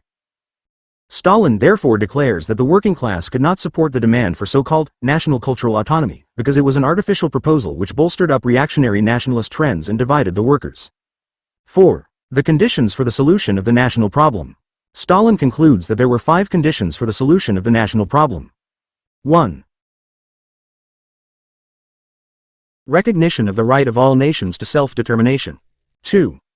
Regional autonomy for national groupings occupying their own territory within a multinational state. 3. The establishment of the conditions of the fullest democracy. 4. National equality, i.e. no special privileges for any one nation, and no restriction of the rights of national minorities. 5. United working class organizations and international solidarity of the working class. These latter points were further explained and elaborated by Stalin in his report on the national question to the Seventh Party Conference in April 1917. The Great October Socialist Revolution and the National Question. In articles and speeches on the national question in the period following the October Revolution 1917, contained in the volume Marxism and the National and Colonial Question. Stalin develops the Marxist-Leninist teachings on the national question further, in the light of the new conditions arising after the Russian Revolution. What are these principal further developments of the Marxist-Leninist teachings on the national question? 1. The national question has become bound up with the question of the liberation of the oppressed colonial and semi-colonial peoples from imperialism. From being a question bound up with the bourgeois democratic revolution, the national question had become bound up with the destiny of the socialist revolution. From being a movement dominated by the bourgeoisie, the national movement became a revolutionary movement led by the working class and peasants in the colonial and semi-colonial countries. 2. The solution of the national question is therefore inseparable from the anti-imperialist struggle and the liberation of nations from the power of capital. 3. The struggle for national liberation must be led by the working class in alliance with the peasants, and demands the isolation of those sections of the bourgeoisie of the given nation which collaborate with imperialism. 4. The working class must help and support the colonial liberation movements both to struggle against imperialism and, after liberation, to develop economy and culture in the direction of socialism. 5. The right of nations to self-determination is defined as the right to political secession and to form independent states. Where unions of nations are formed, the union must be voluntary and based on mutual confidence. 6. It is necessary to fight on the one hand against great power chauvinism, the tendency of nationals of the stronger nations to believe themselves superior to other nations and to seek to dominate them, and on the other hand against local nationalist and separatist tendencies, which breed hostility between peoples. The working class must always stand for the fraternal union of peoples, mutual aid, and aid from the more advanced to the less advanced nations. The following are the principal speeches and articles contained in Marxism and the National and Colonial Question in which the above points are elaborated. The October Revolution and the National Question, 1918. Here Stalin deals with the position of the border regions of the old Tsarist Empire in the Russian Revolution. He shows how, with the overthrow of the Tsar, the national bourgeoisie in the border regions tried to form their own national states, but were powerless against the oppressive policy of the provisional government on the one hand, and the hostility of their own workers and peasants on the other hand. After October, they fought against the socialist revolution and began to sell out to foreign imperialism. It became obvious that national liberation could come only by struggle of the workers and peasants of the border regions in alliance with the Russian workers and peasants, against both the foreign imperialists and their own bourgeoisie. The October Revolution, Stalin concludes, widened the whole scope of the national question by striking the first blows for the emancipation of all oppressed nations, colonies and semi-colonies from imperialism. The policy of the Soviet government on the national question in Russia, 1920. In this article Stalin shows that imperialism could only be defeated by a union of the border peoples with the workers and peasants of Central Russia. Either they must join forces with the Russian workers and peasants, or else they must join forces with the foreign imperialists, and come under the yoke of imperialism. Therefore, Stalin concludes, it is necessary to oppose tendencies for the secession of the border regions from the Russian Soviet Republic. He stresses the duty of the Russian workers to help the peoples of the border regions to enter into the general stream of Soviet development. Theses and report on the immediate tasks of the party in connection with the national problem, 1921.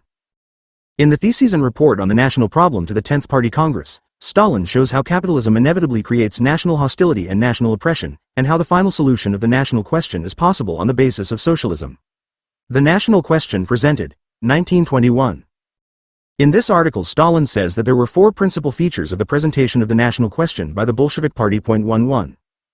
The central issue is the emancipation of the colonial peoples from imperialism and solidarity between the working class in the imperialist countries and the colonial peoples against imperialism. 2. The right of nations to self-determination must be defined as the right to political secession and to form independent states. Such a definition unmasks all hypocritical. 1. See Stalin, Report to 16th Congress CPSU, B. Foundations of Leninism. Imperialists talk about self-determination. 3. The liberation of nations is inseparable from their emancipation from the power of capital. 4. The workers of the more advanced countries have the duty of rendering aid to the people of the less advanced countries. The amalgamation of the Soviet republics, 1922. Stalin's two reports at the 10th All-Russian Congress of Soviets in 1922 deal with the historic decision to set up the Union of Socialist Soviet Republics. Theses and Report on National Factors in Party and State, 1923.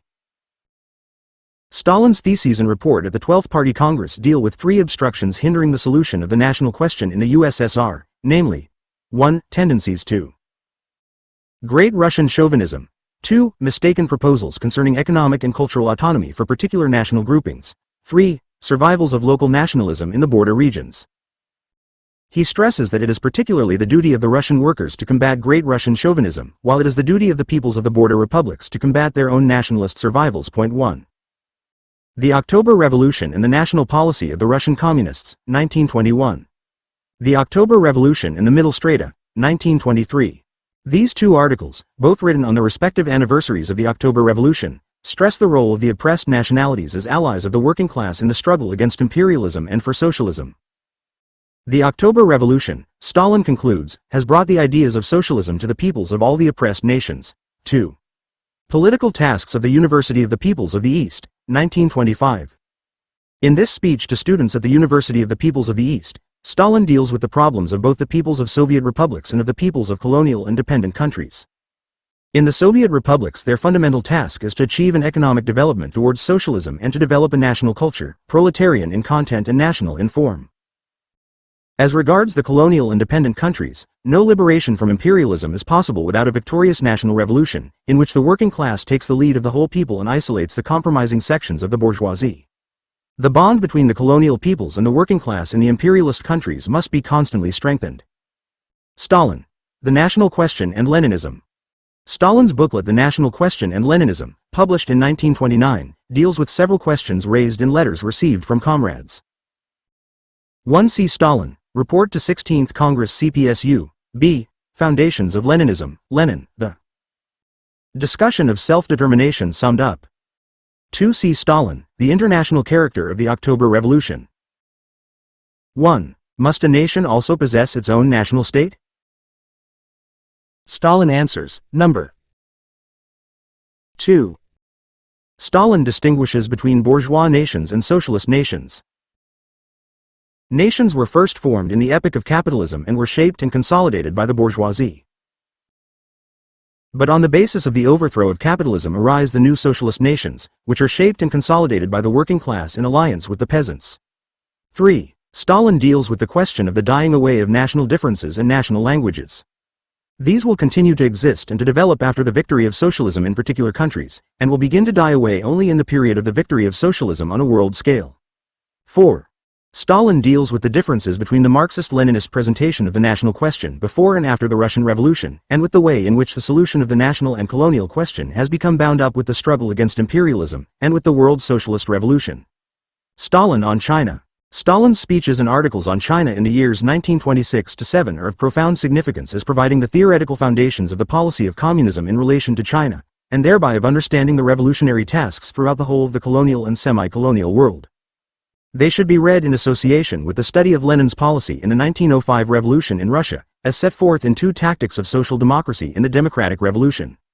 Stalin applies and develops Lenin's ideas in considering the tasks of the revolution in China. In the period 1926–7, with which Stalin was dealing, the revolutionary national armies of the Kuomintang were overcoming the armies of the reactionary warlords and generals backed by the imperialists. There was a great rise in the united anti-imperialist struggle of the bloc of workers, peasants and national bourgeoisie. But precisely in this period of the victory of the Kuomintang armies, the right-wing leaders of the Kuomintang turned against the revolution and entered into a compact with imperialism against the revolution.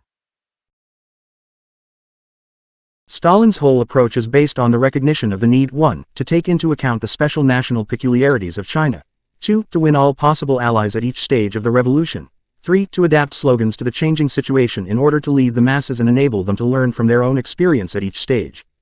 What are the principal questions which Stalin clarifies in these speeches and articles? 1. He defines the general character of the Chinese Revolution as a bourgeois democratic revolution, which has the special character of a revolution for national liberation directed against foreign imperialism. 2. He shows that the revolution must be led by the working class and its party, which must arouse and win to the revolution the millions of the peasants, as well as allying itself at definite stages of the revolution with sections of the national bourgeoisie. 3. He shows that the future power to be established as a result of the victory of the revolution will be a power of the type of the democratic dictatorship of the working class and peasantry. This power will be directed first and foremost against imperialism. It will have the task of leading the peasants to carry through agrarian reform by confiscating the landlord's land and so uprooting feudalism in China, and of initiating a new non-capitalist development of Chinese economy which will lead in the direction of socialism. 4. Stalin lays special stress on the military aspects of the Chinese Revolution, pointing out the key role of the revolutionary armies in China. As regards the policy of the imperialists in China, he stresses that imperialist intervention takes the form not only of foreign invasion, but also of the use of homebred reactionaries, intervention by means of cat spas. Reference Index. This index makes no pretensions to completeness, but refers the reader only to principal references for each subject. Chapter references are given where necessary for works containing several chapters. Agriculture. The Development of Capitalism in Agriculture. Marx, Capital, Volume I, Parts 4, 7, 8, Volume IL, Part 6. Lenin, Capitalism in Agriculture. The Development of Capitalism in Russia, The Agrarian Question and the Critics of Marx, New Data on Laws of Development of Capitalism in Agriculture, The Agrarian Program of Social Democracy in First Russian Revolution. Also, Marx, 18th Brumaire, ch. 7, Engels, Peasant Question in France and Germany. Lenin, What the Friends of the People Are, A Characterization of Economic Romanticism. The Socialist Collectivization of Agriculture, History CPSU, B, ch. 11. Engels, Peasant Question in France and Germany. Lenin, On Cooperation. Stalin, Report to 15th Congress. Problems of Development of Collective Farms in USSR. Stalin, Problems of Agrarian Policy in USSR, Dizzy with Success. Reply to Collective Farm Comrades, Work in Rural Districts. Speech at First All-Union Conference of Collective Farm Shop Workers. See also Peasants, Allies of Working Class. The Fundamental Conception of Allies of the Working Class. Stalin, Foundations of Leninism, ch. 7. Marx and Engels, Communist Manifesto, ch. 4. Marx, Address of Central Committee to Communist League, Critique of Gotha Program. Also, Lenin, Two Tactics of Social Democracy, together with History of CPSU, B, ch. 3. Engels, Prefatory Note to Peasant War in Germany, Peasant Question in France and Germany. Lenin, What the Friends of the People Are. Stalin, On China. The Question of Allies in Carrying Through the Socialist Revolution and in the Dictatorship of the Proletariat. Stalin, October Revolution and Tactics of Russian Communists. Lenin. Discussion of Self-Determination summed up. 10. Proletarian Revolution and Kautsky the Renegade. Theses of Report on Tactics of Russian Communist Party. Stalin, Report to 14. Congress. Report to 15 Congress. Policy of Soviet Government on National Question in Russia. October Revolution and National Policy of Russian Communists. October Revolution in the Middle Strata. Anarchism. Stalin, Anarchism or Socialism. Lenin, State and Revolution. Chs. 4, 6. Marx, The Revolution in Spain. Engels, On Authority. Marx-Engels Correspondence, consult Index of Selected Correspondence edited by Donator, but see especially Marx' letter to Bolt, 1871. Engels' letter to Kuno, 1872, in MESW, Volume 2. Bourgeois Revolution. See Revolution. Capitalism. The General Nature of Capitalist Production and Exploitation of the Working Class, Marx. Wages, Price and Profit. Wage Labor and Capital. Capital, Volume 1. Lenin, Karl Marx. Fundamental Contradictions of Capitalism. Engels, Socialism, Utopian and Scientific, ch. 3. Marx, Capital, Volume 3, ch. 15. The General Laws of Development of Capitalism and Capitalist Production, Marx and Engels, Communist Manifesto, ch. 1. Marx, Inaugural Address to IWMA, Capital, Volume I, Parts 4, 7, 8, Engels, The Housing Question, Condition of the Working Class in 1844, Stalin. Anarchism or Socialism. Also, Lenin, Development of Capitalism in Russia, What the Friends of the People Are, A Characterization of Economic Romanticism. The Dependence of the Distribution of Wealth under Capitalism upon the Mode of Production, Engels, Anti-Düring, Part 2, chs. 1, 2, 3, 4, Part 3, chs. 3, 4, Marx, Critique of the Gotha Program, Capital, Volume 3, Part 7. The Development of Monopoly Capitalism, Lenin, Imperialism, also Engels, Socialism. Utopian and Scientific, ch. 3. On a number of special questions concerning capitalist economy see as follows. Accumulation of Capital, Capital, Volume I, Parts 7, 8. Circulation of Capital, Capital, Volume I, Part 7, Volume 2. Constant and Variable Capital, Capital, Volume I, Part 3. Credit System, Capital, Volume 3, Part 5. Interest, Capital, Volume 3, Part 5. Fixed and Circulating Capital, Capital, Volume 2, Part 2. Machinery, Capital, Volume I, Part 4, Volume 3, ch. 5. Merchants' Capital, Capital, Volume 3, Part 4. Money, Capital, Volume I, Parts 1, 2. Prices, Deviations from Value and Influence of Supply and Demand on Capital, Volume 3, Part 2. See also Marx, Wages, Price and Profit, Wage Labor and Capital, Theories of Surplus Value, Production of Means of Production and Means of Consumption, Capital, Volume 2, Part 3. Profit, Conversion of Rate of Surplus Value into Rate of Profit, Capital, Volume 3, Part 1.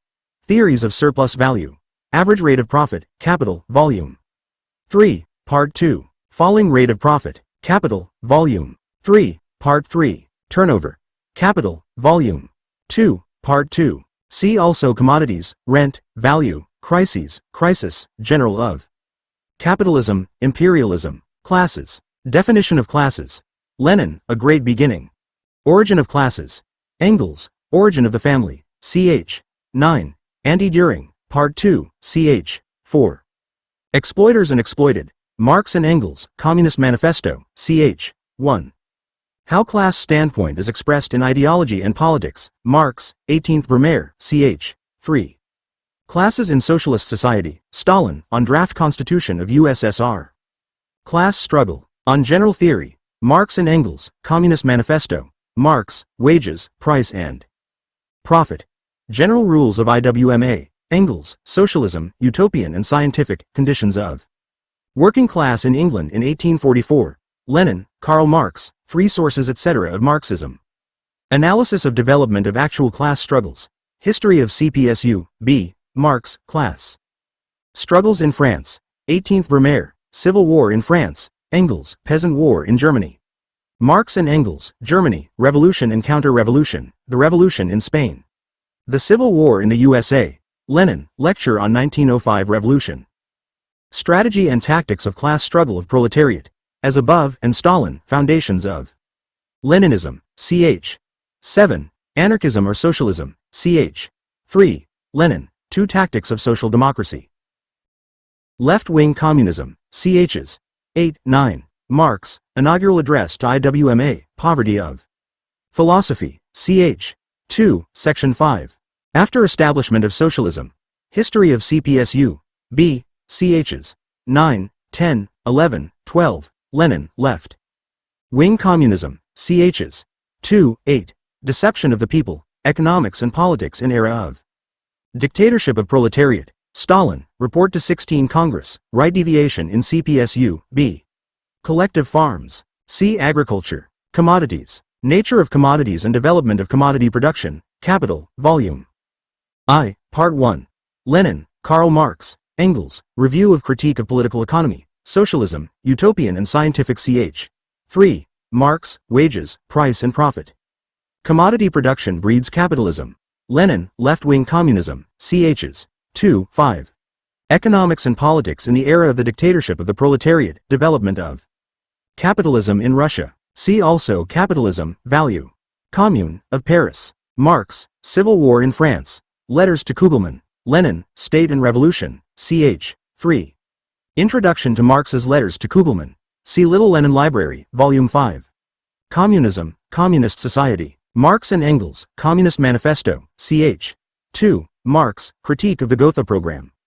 Engels, Anti-Düring, Part 3. Lenin, State and Revolution, ch. 5. Stalin, Speech to First All-Union Conference of Stakhanovites, Report to 18 Congress. On the special aspect of abolition of antithesis of town and countryside, see Engels, The Housing Question. Anti-Düring, Part 3, ch. 3. See also Socialism, Crises, Economic. For most complete statement, see Marx, Theories of Surplus Value, ch. 2. For summary, see Stalin, Report to 16 Congress, Engels, Socialism, Utopian and Scientific. ch. 3. Marx, Wage Labor and Capital, Lenin, A Characterization of Economic Romanticism. See also Marx, Capital, Volume I, ch. 25, Volume 3, ch. 15, Section 3 and ch. 30.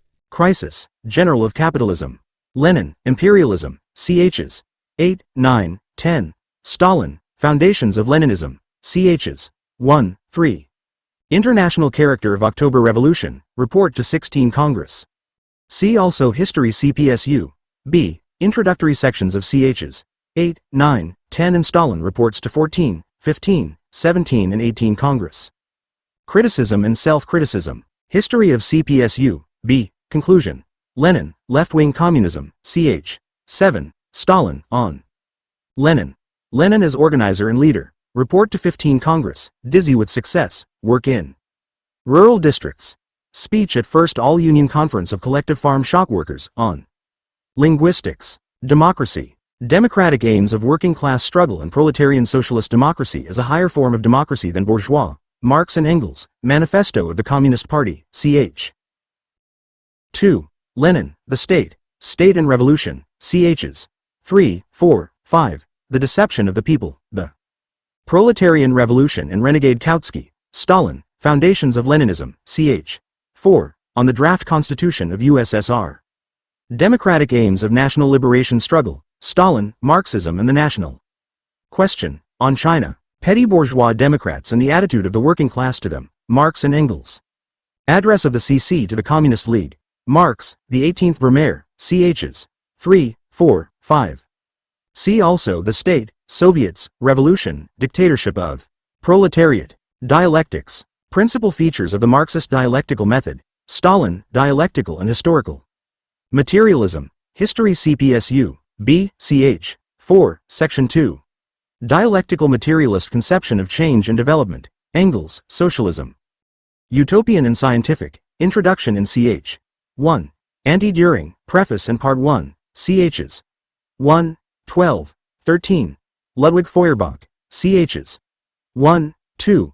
Lenin, Karl Marx. 3 Sources and 3 Component Parts of Marxism. Stalin, Anarchism or Socialism, ch. 1. Also, Engels, Dialectics of Nature, especially the Introduction. Review of Marx's Critique of Political Economy. Marx, Capital, Volume I. Preface to Second Edition, The Poverty of Philosophy. Marx and Engels, German Ideology. Lenin, What the Friends of the People Are. Materialism and Imperio-Criticism, chs. 2, 3, 5. On Dialectics. 1 Step Forward, 2 Steps Back, Section R. Once more on the Trade Unions, Sections 5 and 6. Dictatorship of Proletariat. Nature and Tasks of the Dictatorship of the Proletariat and its Historical Necessity. Stalin. Foundations of Leninism, ch. 4. On the Problems of Leninism, the October Revolution and Tactics of the Russian Communists. Anarchism or Socialism, ch. 3. Lenin, The State, The State and Revolution. Conditions of Affiliation to the Communist International, the Third International and its Place in History. Left-Wing Communism, ch. 2. The Proletarian Revolution and Renegade Kautsky. Karl Marx. Marx, Critique of the Gotha Program. The Civil War in France. Marx and Engels, The Communist Manifesto. Democratic Character and Tasks of the Dictatorship of the Proletariat. Stalin, On the Draft Constitution of USSR. Report to 14 Congress. Lenin, Can the Bolsheviks Maintain State Power? 4th Anniversary of the October Revolution. Economics and Politics of the Era of the Dictatorship of the Proletariat. See also Democracy, Revolution, Soviets. Dictatorship, Revolutionary Democratic of Workers and Peasants. Lenin, 2 Tactics of Social Democracy. Stalin, On China. Equality. Engels, Anti-Düring, Part 1, ch. 10. Lenin, The Deception of the People. Family. Engels, Anti-Düring, Part 3, ch. 5. Origin of the Family, etc., ch. 2. Marx, Capital, Volume I, ch. 15, Sect. 9. Marx and Engels, Communist Manifesto, ch. 2. General Crisis of Capitalism, c. Crisis. Historical Materialism, c. Materialist Conception of History. Imperialism. Lenin, Imperialism, On the Party Program. Stalin, Foundations of Leninism, chs. 1, 3, 6. History of CPSU, b. ch. 6. Insurrection. Lenin, Marxism and Insurrection. Lessons of the Moscow Uprising, Partisan Warfare. Marx, Letters to Kugelmann, Civil War in France. Engels, Introduction to Class Struggles in France. Internationalism. Principles of Working Class. Marx and Engels, Communist Manifesto, ch. 2. Marx, Critique of Gotha Program. Inaugural Address to IWMA. Lenin, Right of Nations to Self-Determination, Discussion of Self-Determination summed up. 7. Stalin, Marxism and the National Question. See also National Question. Labor. The Nature of Human Labor and its Social Role. Engels, Dialectics of Nature, ch. 9. The part played by labor in transition from ape to man, Marx and Engels, German Ideology. ch. 1. Marx, Capital, Volume I. Part 3. Communist Attitude to Labor in Building Socialist Society. Lenin, A Great Beginning. Stalin, Speech to First All-Union Conference of Collective Farm Shock Workers, Speech to First All-Union Conference of Stakhanovites. The British Labour Movement and Labour Party, Marx-Engels Correspondence, Engels. Conditions of Working Class in England in 1844, Articles in Socialist Standard, Lenin. Left-Wing Communism, ch. 9, Lenin on Britain, Left-ism. Lenin, Left-Wing Communism, Draft Resolutions for 10th Congress of RCP. Left-Wing. Childishness and Petty Bourgeois Mentality, Stalin, Report to 16 Congress. Leninism. Stalin, Interview given to First American Labor Delegation, Foundations of Leninism. On the Problems of Leninism. Liberation, National from Imperialism. Stalin, Foundations of Leninism, ch. 6. Political Tasks of University of Peoples of the East. The National Question and Leninism, International Character of the October Revolution. On China. Lenin, Lecture on 1905 Revolution, Discussion of Self-Determination. Summed up. Theses on National and Colonial Question. See also National Question. Marxism. General Summary. History of CPSU, b. ch. 1, Section 2. Engels, Karl Marx, Speech at Graveside of Karl Marx. Lenin, Karl Marx, Frederick Engels, Speech at the unveiling of a Memorial to Marx and Engels, on the Theory of Marxism, 3 sources and 3 component parts of Marxism. Materialism. The principal features of Marxist philosophical materialism. Stalin, Dialectical and Historical Materialism. History of CPSU, b. ch. 4, Section 2. Summary of Marxist materialist teachings. Lenin, Karl Marx, 3 sources and 3 component parts of Marxism, on the significance of militant materialism. Stalin, Anarchism or Socialism, ch. 2. Engels, Review of Marx's Critique of Political Economy. The development of Marxist materialism. Engels, Socialism, Utopian and Scientific. Introduction in ch. 2. Dialectics of Nature, especially the Introduction. Ludwig Feuerbach. Chs. 1, 2, 4. Anti-Düring, Preface and Part 1. Lenin, Materialism and Imperio-Criticism.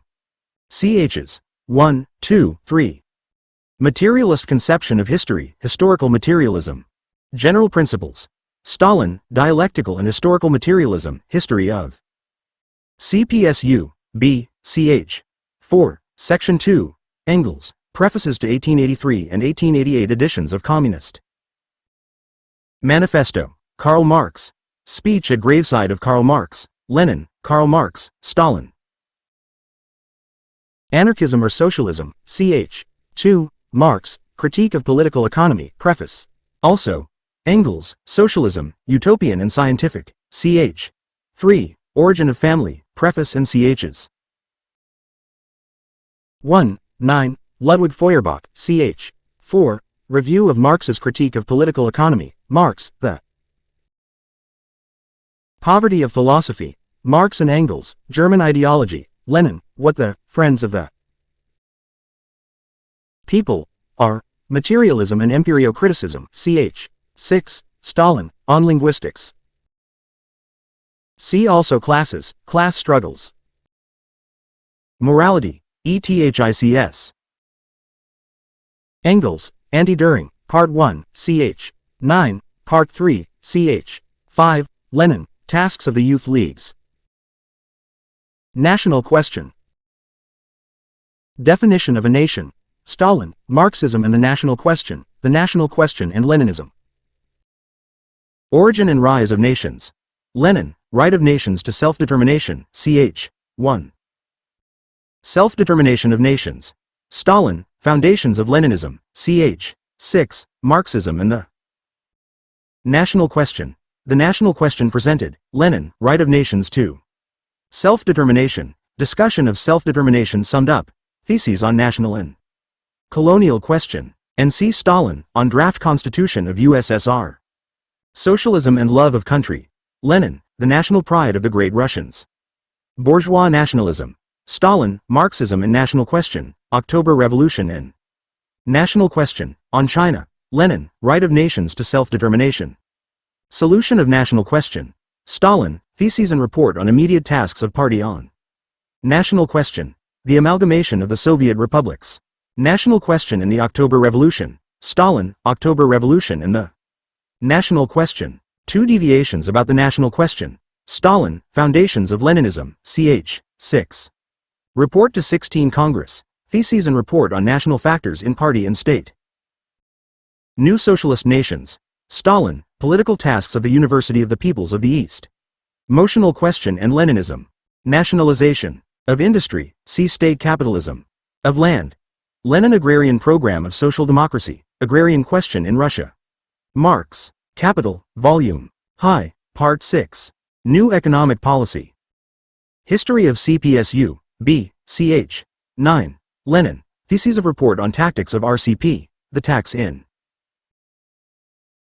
Kind, NEP and Tasks of Political Education Departments, the New Economic Policy. Report to 11 Congress. See also Socialism, State Capitalism. Newspaper, Working Class. Engels, Marx and the New Rhenish Gazette. Lenin, What is to be Done, ch. 5, History of CPSU, B, ch. 5. Opportunism, REFORMISM, Right-Wing Social Democracy. Definition. Lenin, The Collapse of Second International. Ideological Roots. Lenin, What is to be Done, chs. 1, 2, 3. History of CPSU, B, ch. 2. And Organization. Lenin, One Step Forward, Two Steps Back, History of CPSU. B. ch. 2. As Tendency in Working Class Movement, Marx and Engels, Circular Letter, Lenin. Historical Destiny of Teaching of Karl Marx, Marxism and Revisionism, Reformism in the Russian Social Democratic Movement. Stalin, Foundations of Leninism, chs. 2, 3. International Character of October Revolution, and History CPSU. B, chs. 2, 4, 6. Economic Roots. Lenin, Imperialism, Prefaces and chs. 8, 10, Imperialism and the Split in Socialism. Differences in the European labor movement. Right deviation in CPSU. B. Stalin Report to 16 Congress. Right danger in CPSU. B. Right deviation in CPSU. B. See also Party of Working Class. Parliament. Nature of Bourgeois Parliamentary Republic. Marx and Engels, Communist Manifesto. Marx, 18th Brumaire, chs. 1, 3, 4, Lenin, State and Revolution, Proletarian Revolution and Renegade Kautsky. How to Work in Reactionary Bourgeois Parliament. History of CPSU, B, chs. 4, 5. Lenin, Left-Wing Communism, ch. 7. Tasks of Third International, Stalin, Foundations of Leninism, ch. 2. Party of the Working Class. Aims of the Working Class Party, Marx and Engels, Communist Manifesto, Marx, Rules of IWMA, Address of CC to the Communist League, Engels, Prefatory Note to Peasant War in Germany. Conditions of Membership, Marx and Engels, Circular Letter, Lenin, One Step Forward. Two Steps Back. History of CPSU, B, ch. 2. Party of a New Type. History of CPSU, B, ch. 2 and Conclusion, Stalin, Foundations of Leninism, chs. 8, 9, Lenin, What is to be done, chs. 4, 5, 1 step forward, 2 steps back. Fights against opportunism and excludes opportunists, Marx and Engels, Circular Letter. History of CPSU, B, ch. 5, Conclusion, Stalin, Foundations of Leninism, ch. 9, Lenin. What is to be done, ch. 1. The Collapse of Second International, Tasks of the Proletariat in our Revolution.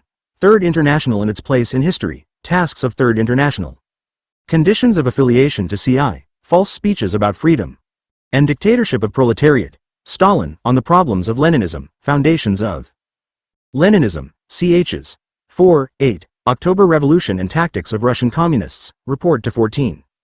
Congress, on the Draft Constitution of the USSR. Organization and Methods of Work.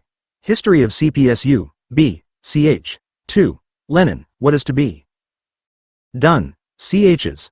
4, 5, 1 step forward, 2 steps back, Left-wing Communism, chs. 2, 4, 5.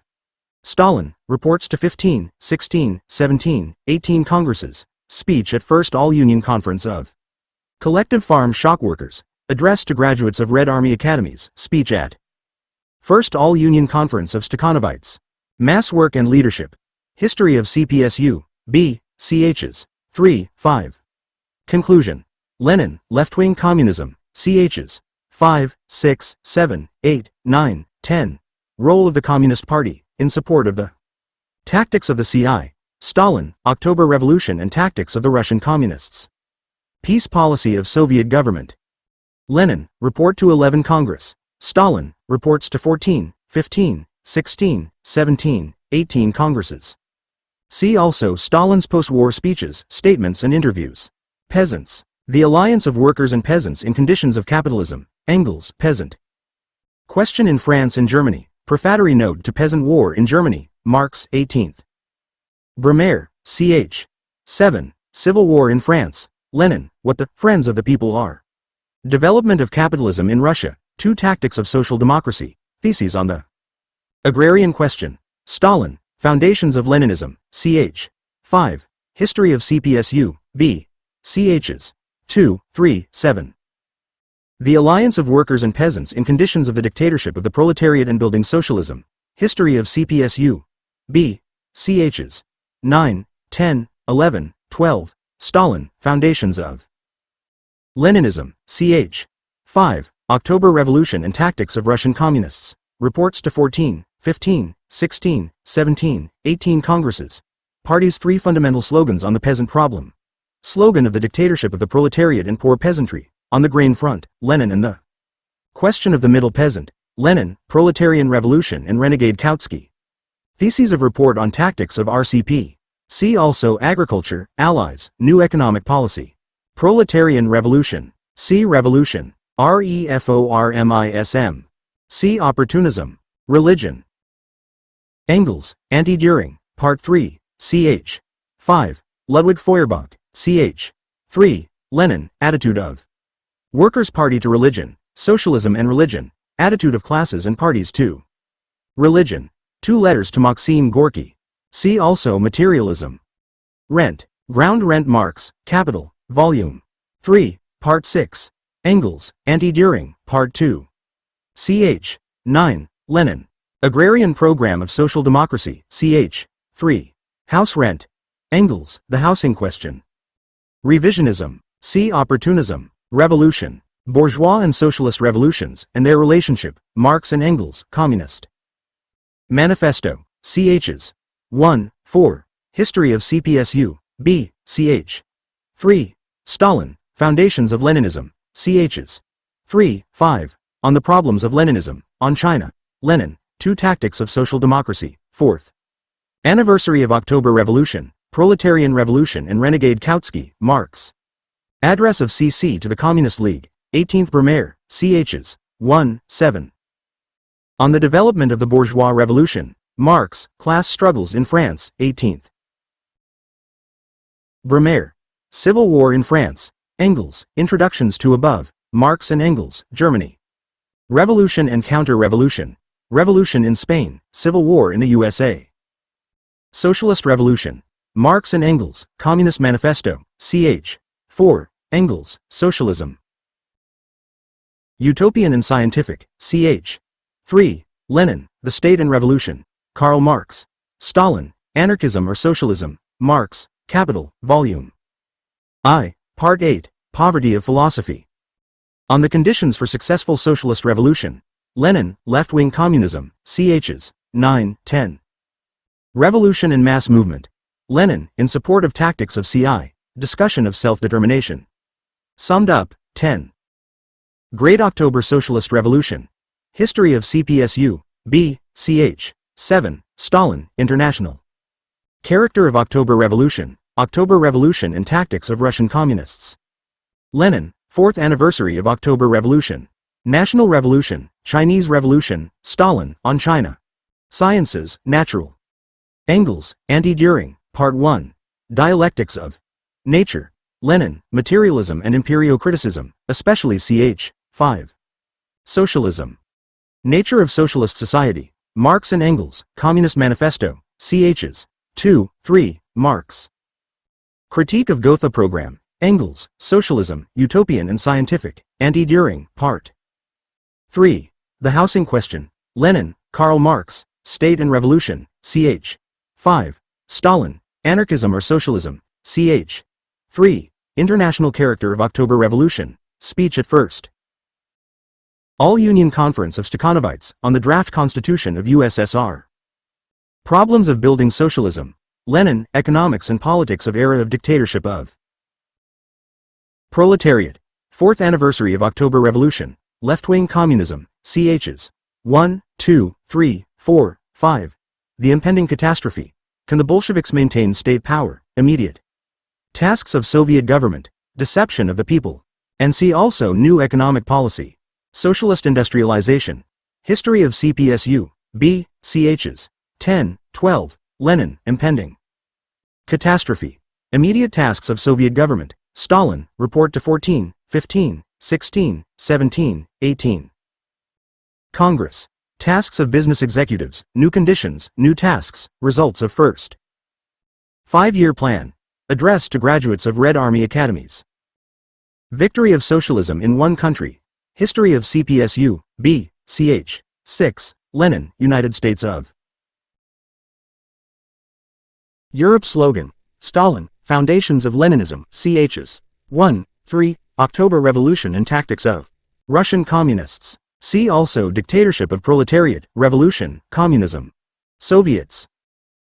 History of CPSU, B, chs. 3, 7, Lenin, Lecture on 1905 Revolution, Letters from Afar. Tasks of the Proletariat in Our Revolution, Immediate Tasks of the Soviet Government. Proletarian Revolution and Renegade Kautsky, The Deception of the People, Stalin. Foundations of Leninism, ch. 4, Report to 15 Congress, on the Draft Constitution of the USSR. See also Democracy, Dictatorship of Proletariat. State, Marxist-Leninist Theory of the Marx and Engels, Communist Manifesto, ch. 2, Marx, Critique of Gotha Program. 18th Brumaire, ch. 7, Civil War in France, Engels, Socialism, Utopian and Scientific, ch. 3. Anti-Düring, Part 2, ch. 4, Part 3, ch. 2, Origin of Family, chs. 5, 6, 7, 8, 9, Lenin, State and Revolution, The State, Stalin, Report to 18 Congress. State Capitalism, Engels, Socialism, Utopian and Scientific, ch. 3, Lenin, The Impending Catastrophe. Left-Wing Childishness and Petty Bourgeois Mentality, Stalin, Report to 14 Congress.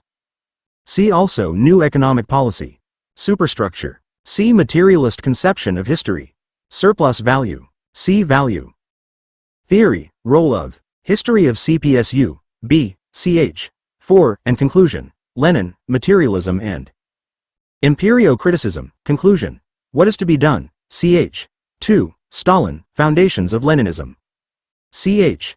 3, Problems of Agrarian Policy in USSR. Engels, Prefatory Note to Peasant War in Germany, Trade Unions.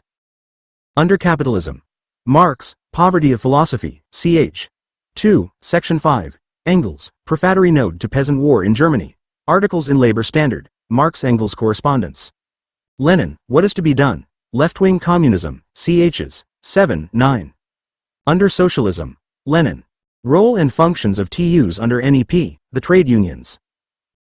Once again on the Trade Unions, History of CPSU, ch. 9, Section 2. Trotskyism. Stalin. October Revolution and Tactics of Russian Communists, Reports to 15 and 16. Congresses, Concerning the History of Bolshevism. History of CPSU, ch. 4, Section 4, ch. 9, Section 4, ch. 10, ch. 11, Section, ch. 12. Section 4. Value. Theory of Value. Marx, Capital, Volume I, Parts 1, 2, Wages, Price and Profit, Engels. Anti-Düring, Part 2, chs. 5, 6, 7, 8, 9, 10, Lenin, Karl Marx. Surplus Value. Explanation of Nature and Production of Surplus Value. Marx, Capital, Volume I, Part 2, Wage, Labor and Capital, Wages, Price and Profit, Engels, Reviews of Capital. Anti-Düring, Part 2, chs. 7, 8, Housing Question, Lenin, Karl Marx. On Absolute and Relative Surplus Value, Capital, Volume I, Parts 4, 5, Conversion of Surplus Value into Capital, Capital, Volume I, Part 7, Division of Surplus Value between various capitalist interests, Capital, Volume 3, Parts 4, 5, 6, and Wages, Price and Profit in the Housing Question. Surplus Value and Profit, Capital, Volume 3, Parts 1, 2, 3, Rate of Surplus Value. Capital, Volume I, Part 3. And see also Theories of Surplus Value. See also Capitalism, Commodities. Wages. Nature of Wages. Marx, Capital, Volume I, Part 6, Wage, Labor and Capital. Level of wages determined by class struggle. Marx, Wages, Price and Profit, Critique of Gotha Program. See also Capitalism, Value. War. Attitude of working class to war. History of CPSU, ch. 6, Lenin, Socialism and War. Lecture on War, The Collapse of Second International, Pacifism and the Workers' War. Program of the Proletarian Revolution in Renegade Kautsky. Marx, Civil War in France. War Communism. History of CPSU, ch. 8. See also Peace Policy of Soviet Government. Index of Titles. Standard Editions and Prices, 1952, with abbreviations used in Index. KMSW. Karl Marx Selected Works, in 2 volumes. Lawrence and Wishart. Now out of print. MESW. Marx Engels Selected Works, in 2 volumes. Lawrence and Wishart. Contents substantially the same as KMSW, 6/6 per volume. LSW, 12, Lenin Selected Works, in 12 volumes. Lawrence and Wishart. Vols. 1, 4, 5, 11 and 12 out of print. Other vols. 2/6 each. LSW, 2. Lenin Selected Works, in 2 volumes, Essentials of Lenin. Lawrence and Wishart. 10/6 per volume. Mem. Marx, Engels, Marxism, by Lenin. Lawrence and Wishart.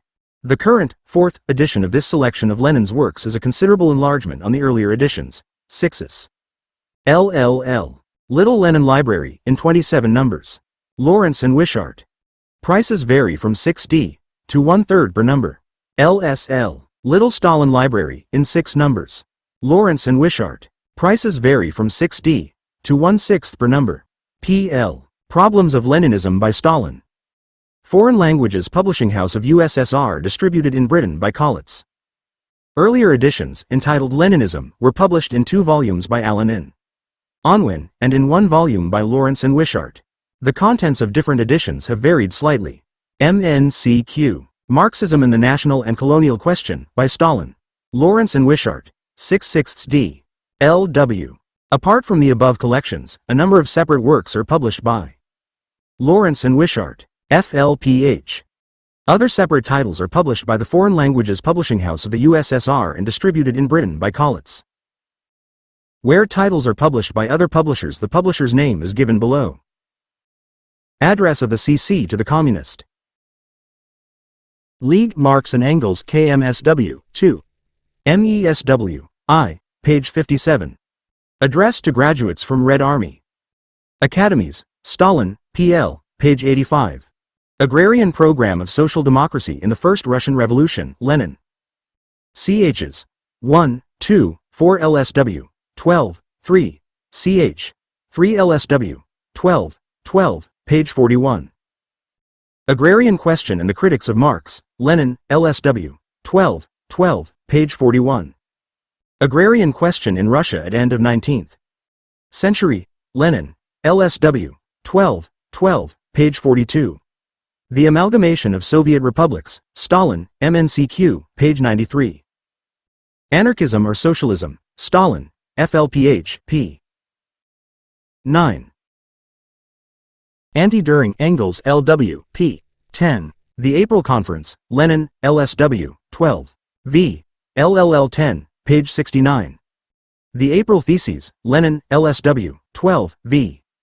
LSW, 2, 2, LLL 10, page 69. Attitude of Classes and Parties Towards Religion, Lenin, LLL 7, page 28. Attitude of the Workers' Party Towards Religion, Lenin, LSW, 12, 11, Mem. LLL 7, page 28. On Authority, Engels, MESW, I, page 45.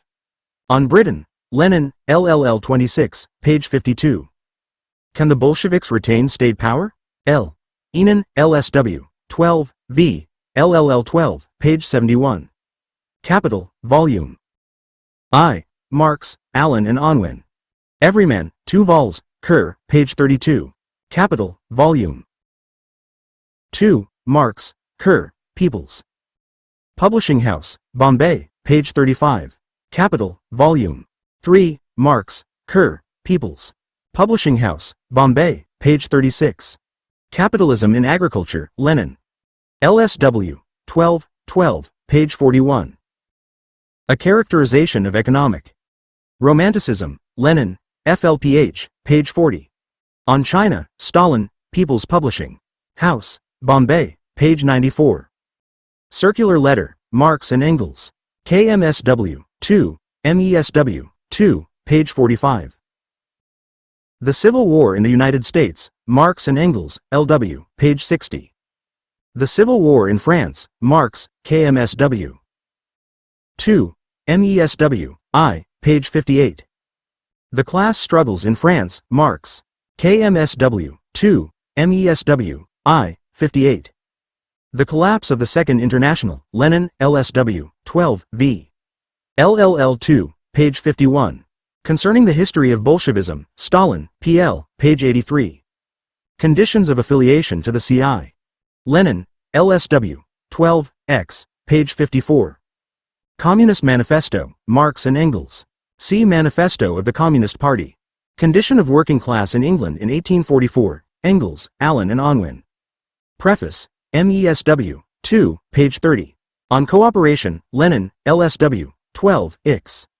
LSW, A. 2, FLPH, page 74. Correspondence of Marx, Engels, Excerpts, KMSW, I, KMSW 2. Selected, LW, page 29. Critique of the Gotha Program, Marx. KMSW 2, MESW 2, LW, page 9. Critique of Political Economy, Marx. Preface, KMSW, I, MESW, I, page 37. On the Death of Lenin, Stalin, LSW, 2, I. LSL, 3, page 3. The Deception of the People by Slogans of Freedom and Equality, Lenin, LLL, 19, page 62. The Development of Capitalism in Russia, Lenin, Excerpts LSW, 12, I, Excerpts. Mem, page 40. On Dialectics, Lenin, LSW, 12, 11. Mem, page 28. Dialectical and Historical Materialism, Stalin, Place. Contained in Ch. 4, History of CPSU, B, FLPH, page 22. Dialectics of Nature, Engels, excerpts. MESW, 2, LW, page 25. Differences in the European Labor Movement, Lenin, LSW, 12, 11. Mem. LLL, 26, page 50. The Discussion of Self-Determination. Summed up, Lenin, Parts 7 and 9. Mem. Part 10 LSW, 12, v, page 89. Dizzy with Success, Stalin, PL, page 84. On the Draft Constitution of USSR. Stalin, Place. FLPH, page 86. Draft Resolutions for 10th Party Congress. Lenin, LSW, 12, Ix. LSW, 2, 2, p. 72. Economics and Politics of the Era of the Dictatorship of the Proletariat. Lenin.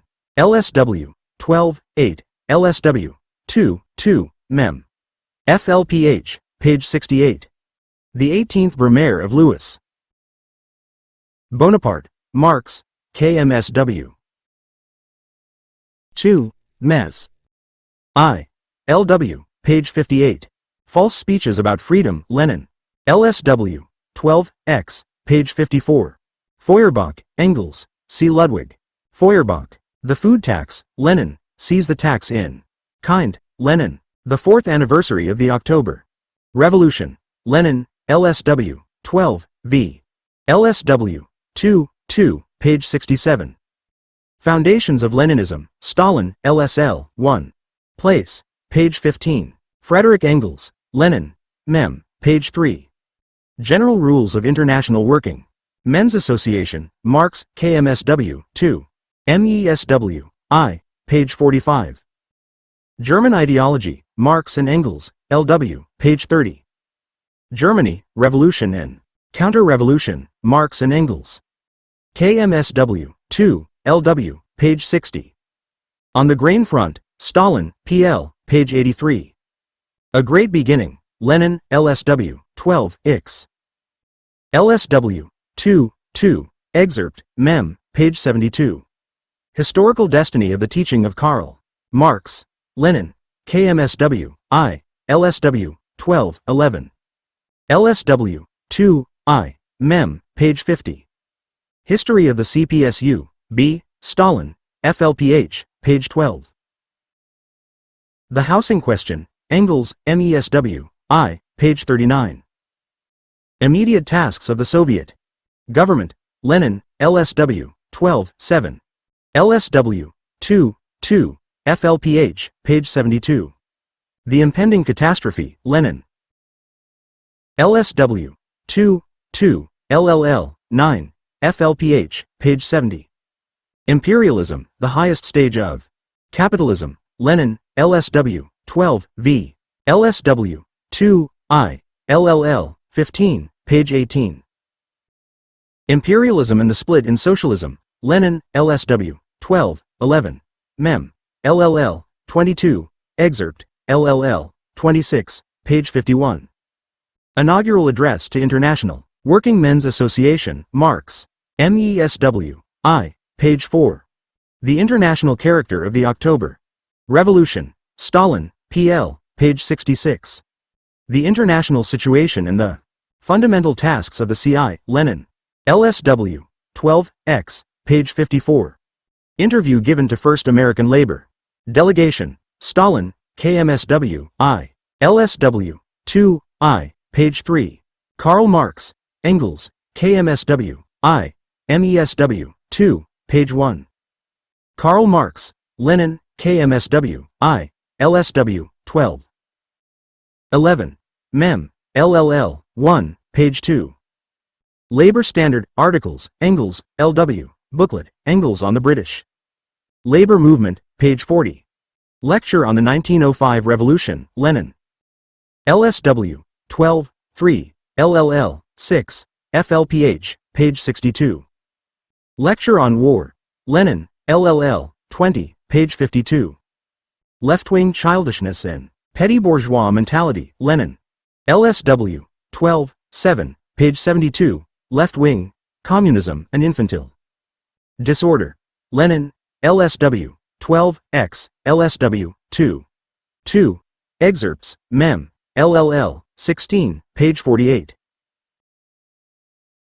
Lenin, Stalin, LSW, 2I, LSL, 3, p. 3. Lenin is organizer and leader of the Russian Communist Party, Stalin. LSW, 2I, LSL, 3, p. 3. Lenin and the Question of the Middle Peasant, Stalin, PL, page 83. Leo Tolstoy as mirror of Russian Revolution, Lenin, LSW, 12, 11. LLL, 7, Phi, PH, page 28. Lessons of the Moscow Uprising, Lenin.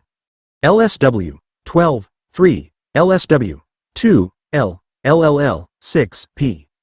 71. Letters from Afar, Lenin, LLL, 8. First letter only LSW, 12, V, LSW, 2, I, p. 69. Letter to the German Communists, Lenin. LSW, 12, X, page 54.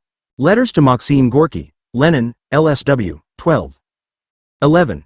LLL, 7, p. 28.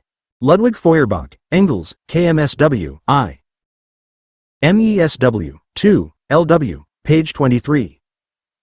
Manifesto of the Communist Party, Marx and Engels, KMSW, I. MESW, I. LW, page 5. Marx and the New Rhenish Gazette, Engels, KMSW, 2, MESW, 2, page 45. Marxism and Insurrection, Lenin. LSW, 12, V, LSW, 2, 2, Mem, p. 71. Concerning Marxism in Linguistics, Stalin, Soviet Newsbooklet, page 29. Marxism and the National Question, Stalin, MNCQ, FLPH, page 90. Marxism and Revisionism, Lenin. KMSW, I. LSW, 12, 11, LSW, 2, I. Mem. LLL, 26, page 50. Materialism and Imperiocriticism, Lenin, LSW, 12, 11, LW, excerpts. Mem. Page 27. The National Pride of the Great Russians, Lenin, LSW, 2, I. FLPH, page 90. The National Question and Leninism, Stalin, FLPH, p. 93. The National Question presented, Stalin. MNCQ, page 92. New Conditions, New Tasks, Stalin, PL, page 84. New Data on Laws of Development of Capitalism in Agriculture, Lenin. LSW, 12, 12, page 41. The New Economic Policy, Lenin. LSW, 12, IX, page 73. New Economic Policy and Tasks of the Political Education Departments, Lenin, LSW, 12, IX, page 73. The October Revolution in the Middle Strata, Stalin, MNCQ, page 93. The October Revolution and the National Policy of the Russian Communists, Stalin, MNCQ, page 93. The October Revolution and the National Question, Stalin, MNCQ, page 92. The October Revolution and Tactics of the Russian Communists, Stalin, place. FLPH, page 67. Once again on the trade unions, Lenin. LSW 12X, p. 74. One step forward, two steps back, Lenin, LSW, 12, 2, LSW, 2, I. Excerpts Mem. LW, page 48. Origin of the Family, Private Property and the State, Engels, MESW, 2, LW, p. 24. Pacifism and the Workers, Lenin, LLL, 20, page 52. Partisan Warfare, Lenin, Mem, page 71. On the Party Program, Lenin. LSW, 12, 8, LSW, 2, 2, page 68. Peasant Question in France and Germany, Engels, MESW, 2, page 46. The Peasant War in Germany, Engels. Allen and Unwin, page 60. The party's three fundamental slogans on the peasant problem, Stalin, PL, p. 82. The policy of eliminating the kulaks as a class, Stalin, PL, page 84. The policy of the Soviet government on the national question in Russia, Stalin, MNCQ, page 92. Political tasks of the University of the Peoples of the East, Stalin, MNCQ, p.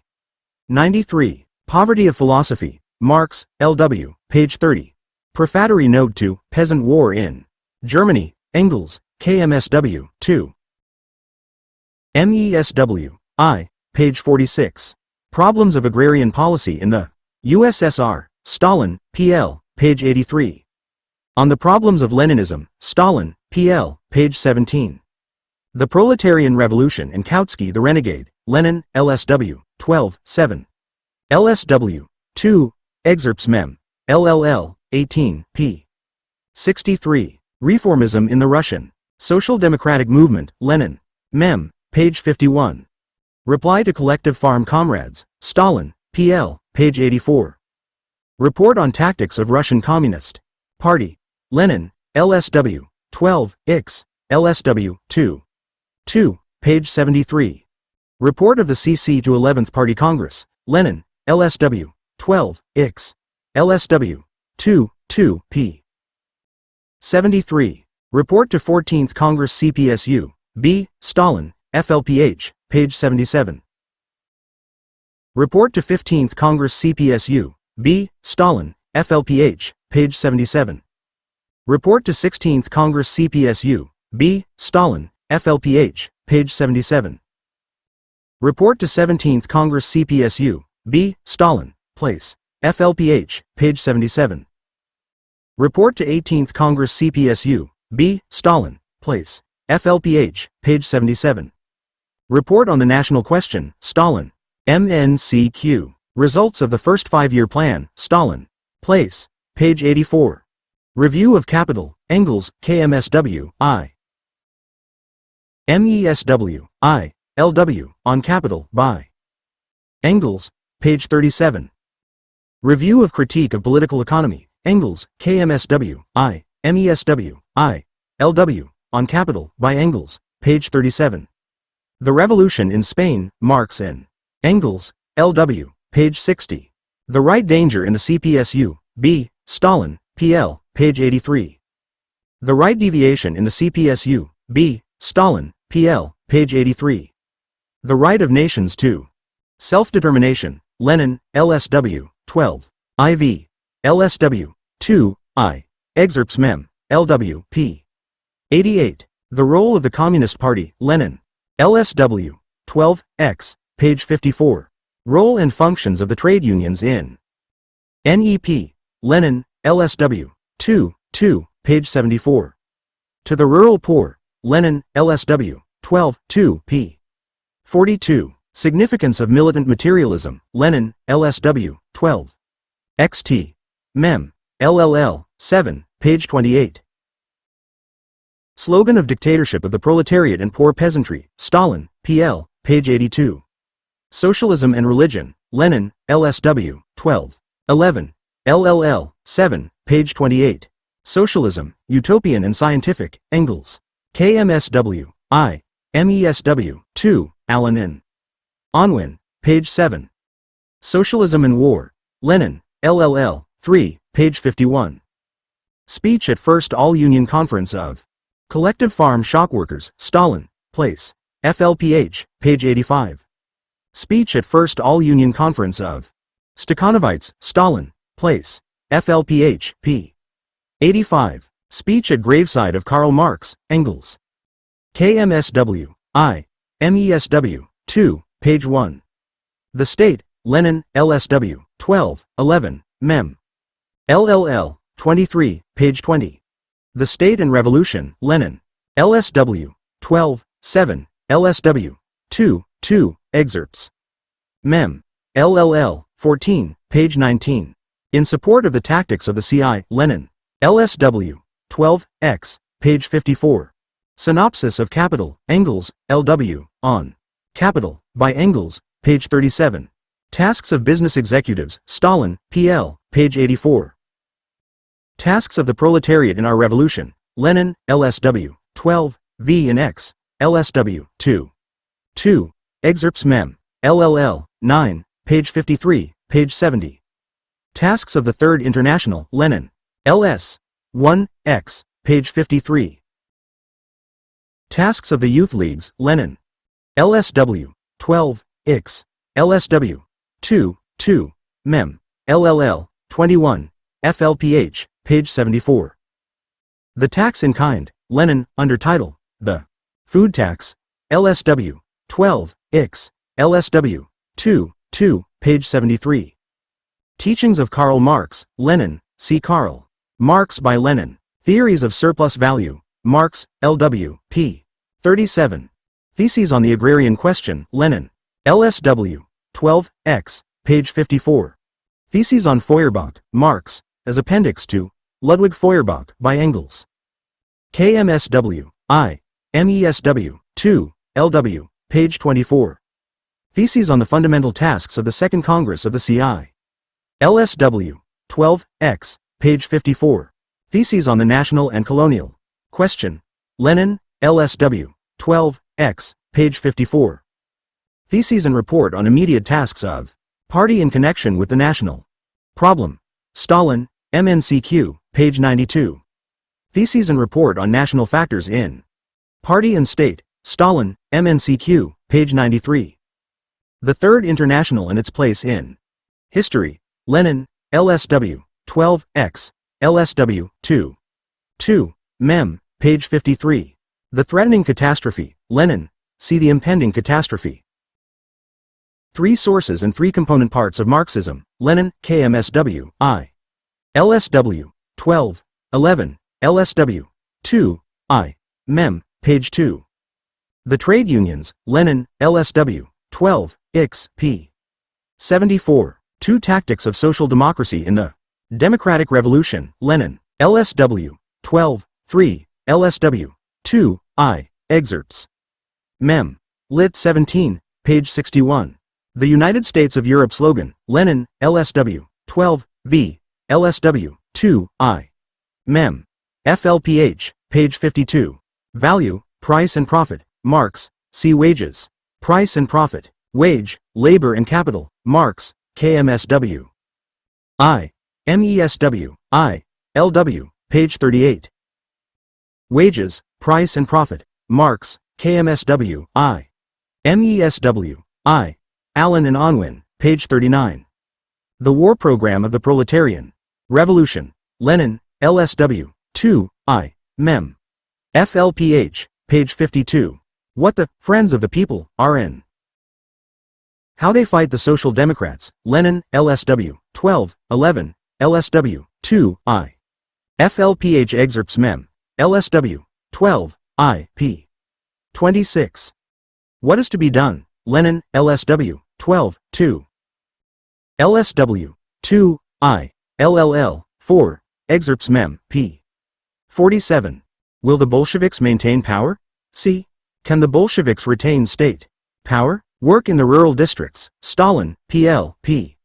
84. A Year of Great Change, Stalin, PL, page 83.